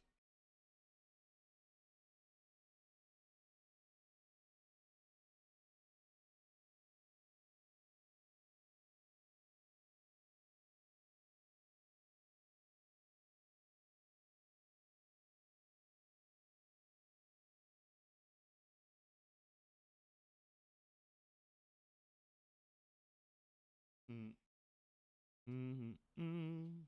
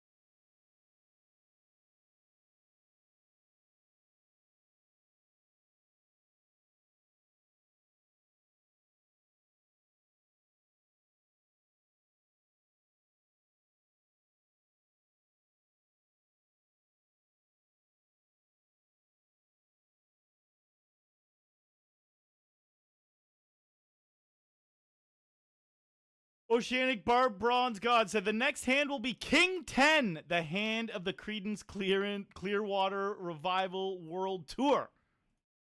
Let me read that again. The next hand will be King 10, the hand of the Creedence Clearwater Revival World Tour. Do what you gotta do. Damn, we got a psychic in chat, guys, and they have just proclaimed that my next hand right here is going to be King 10. Holy crap, that's cool. It's cool that they can see the future. Oh, I just re-entered for $30.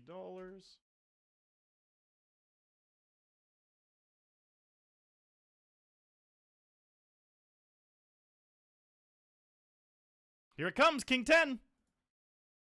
King 4.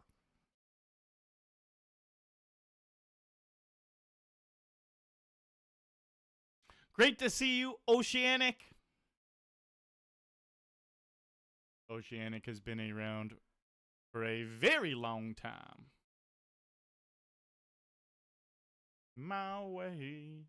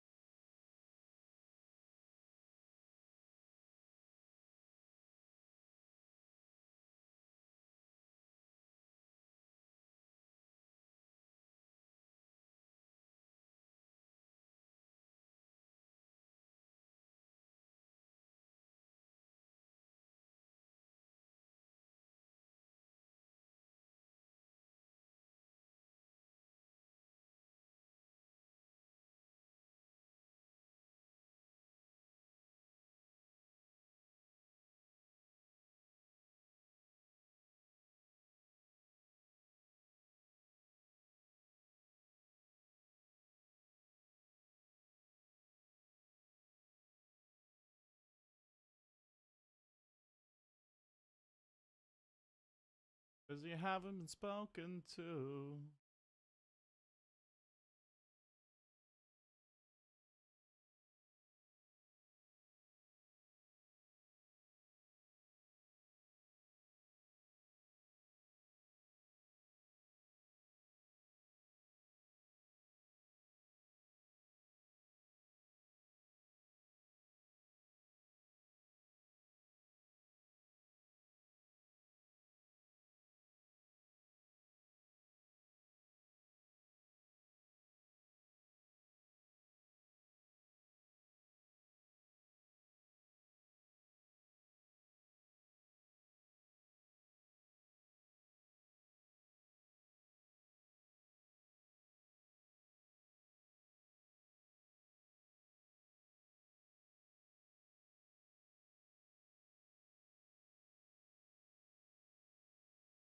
But you haven't been spoken to.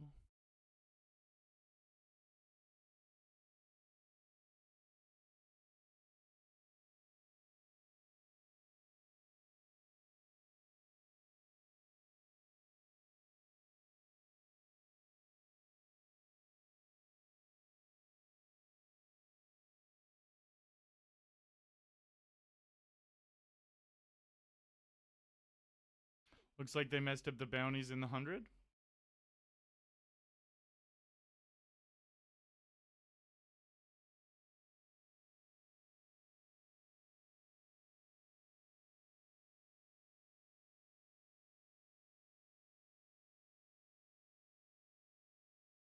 Can't even find the lobby anymore, so I can't even peek.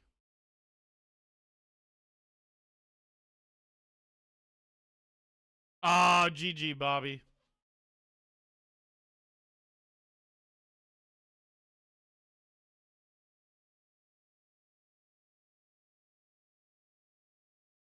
Oh, I found the lobby.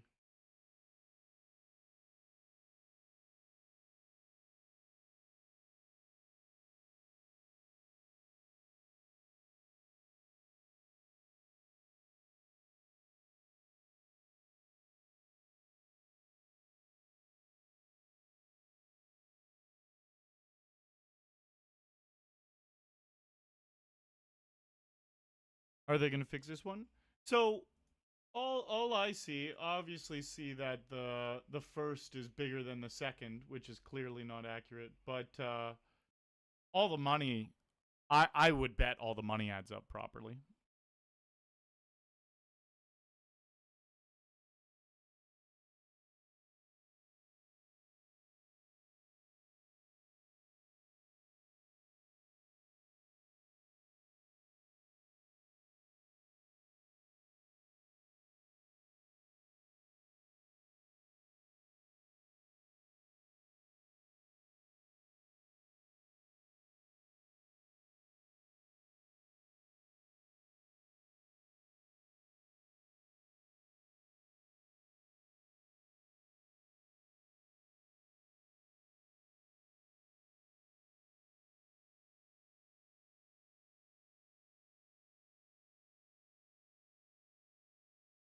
Oh, Milnsor, I would never assume that. I haven't done the math, but I've been with PokerStars 7 years, and I've genuinely not one time ever heard of the money not being right.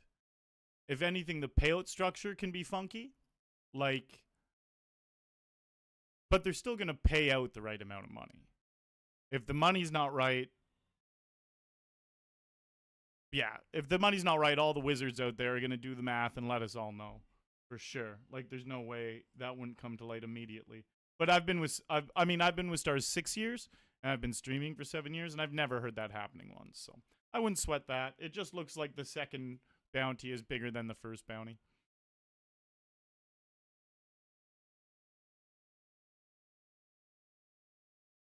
Steph says, "Why did you fold?" So, Steph, there is a 4 minute delay, just so you're aware. And any question you have, I will more than happily answer. I will always have an answer, actually. But you just have to let me know which hand you're talking about because of the 4 minute delay. And then I can tell you the thought process behind why I folded.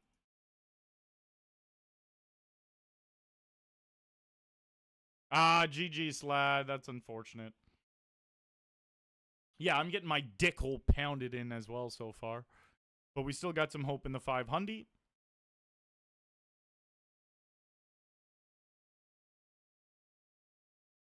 Except the last 30 hands have all been fucking bullshit.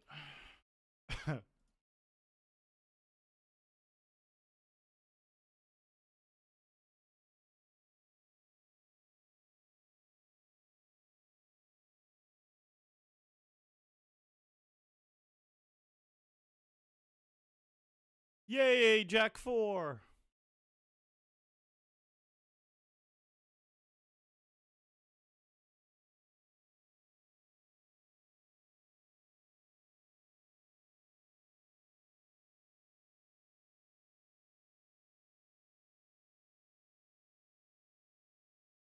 Eight away from the money in this bounty 30.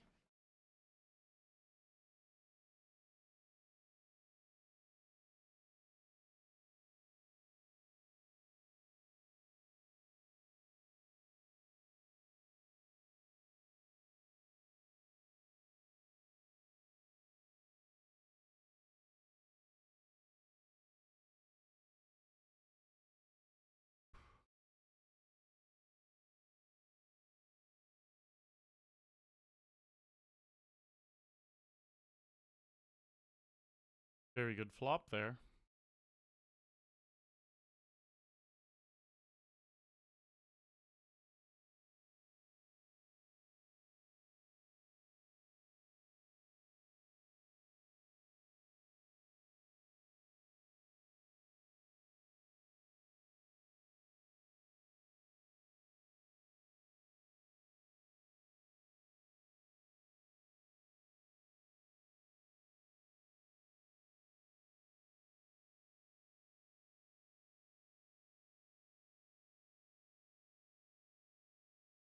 All right, fold queen 3.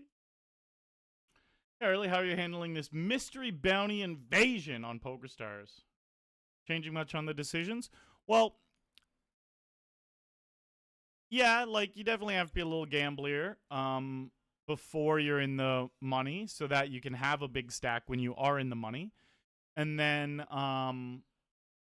when you're in the money hunting bounties, you got to go pretty wide. You do have to adjust in that way.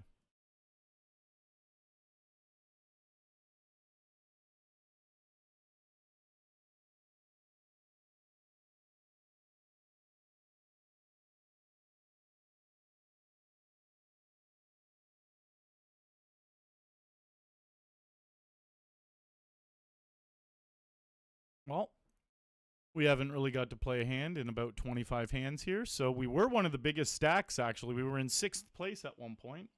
We're dwindling down, but let's check out the chip graph. Yeah, look at that. Just a very sad decline. A sad, steady decline.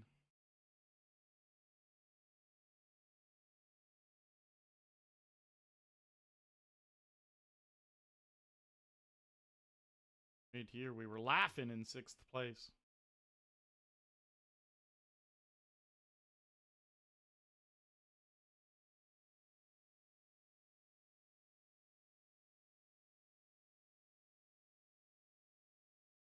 Another monster, 10-4 offsuit.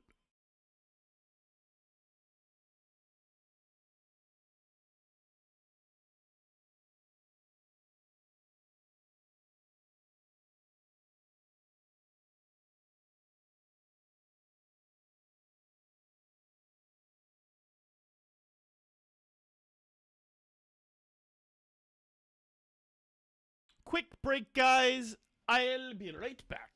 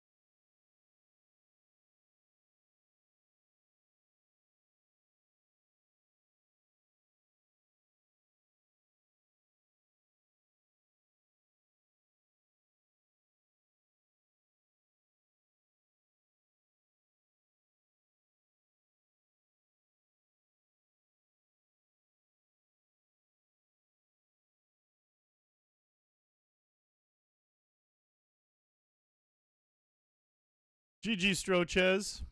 Unless you're now chip leader, which it didn't seem.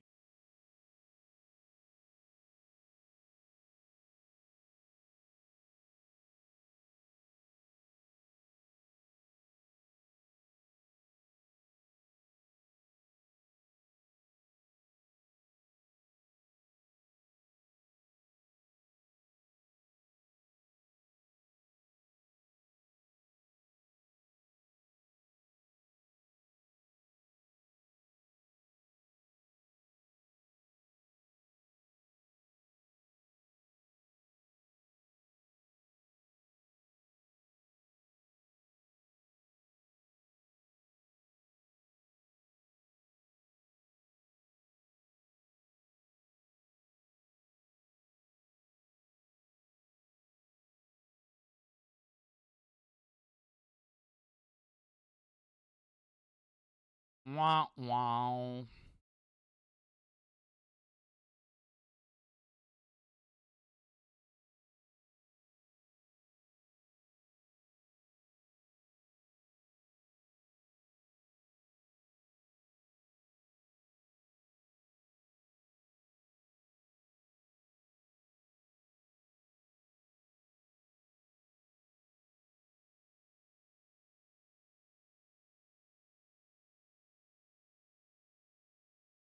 Old 9 deuce.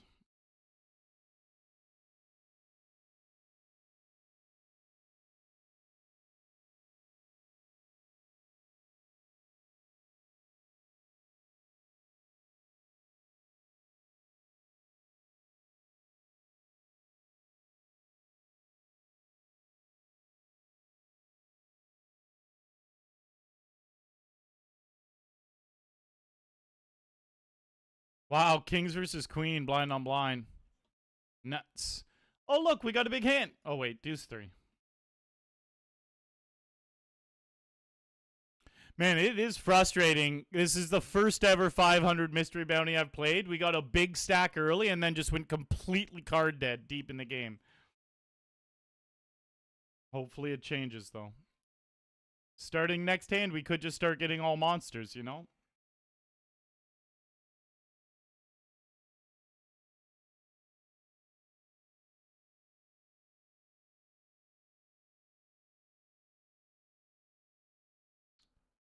Six high.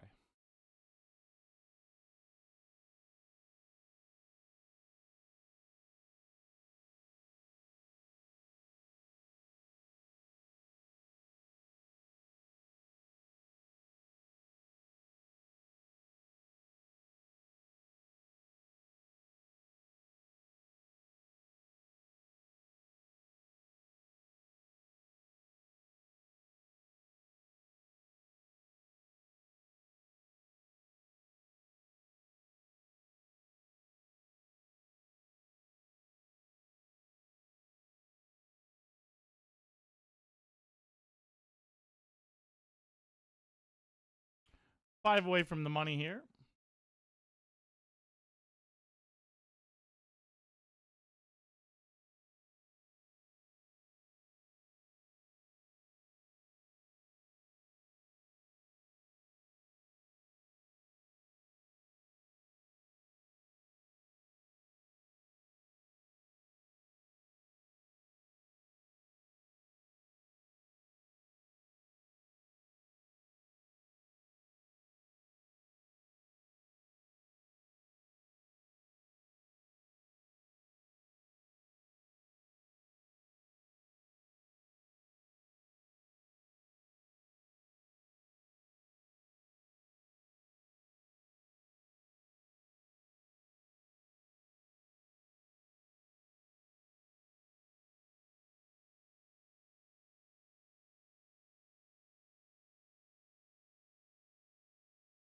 Six, seven.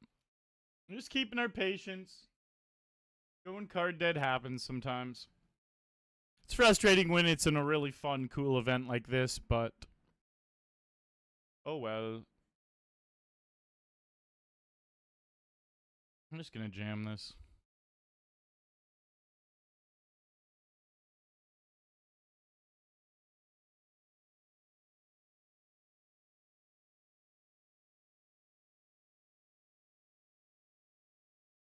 Alright, GG there.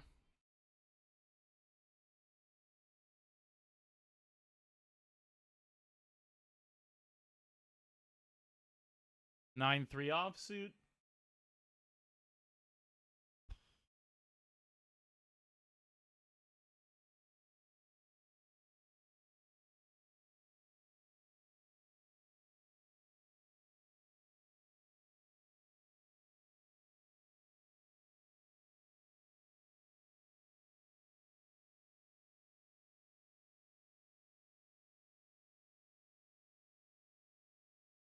Ten-9 off, fold.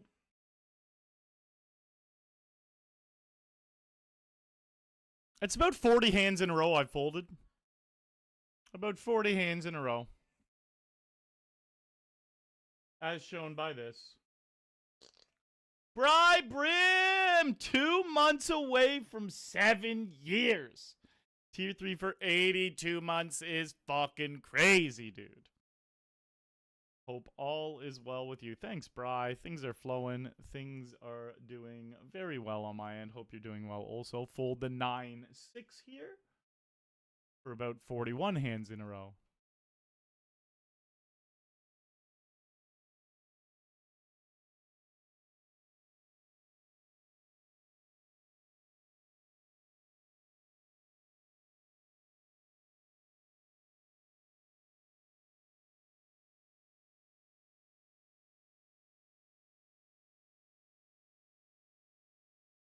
Give them pocket eights.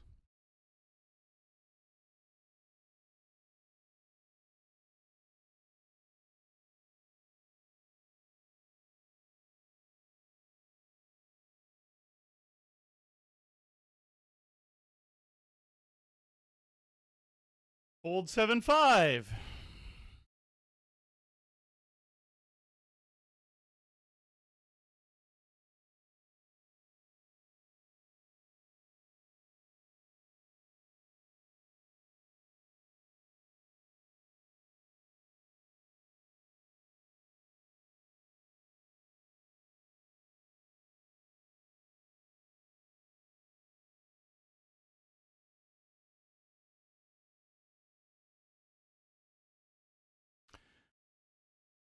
Getting a double up in the 500 would be pretty nice.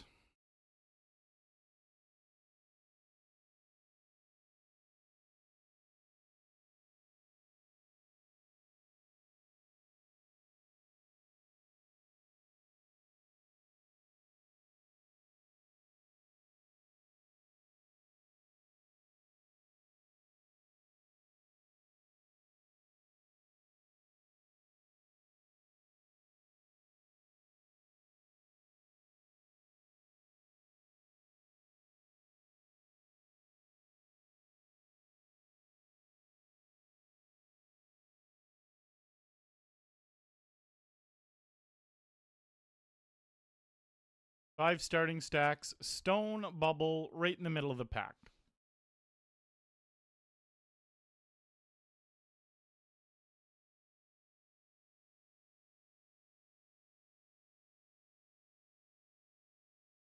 Nine eight.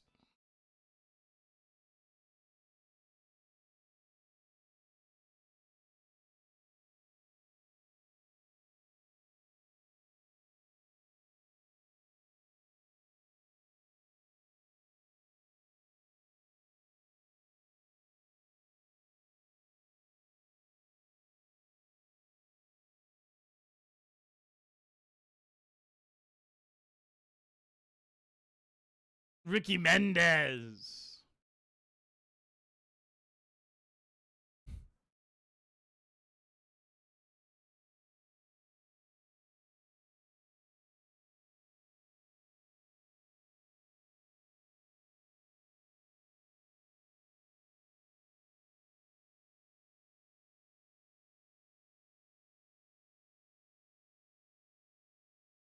At least we can put this in. Easy, profitable play. Hopefully, we don't lose.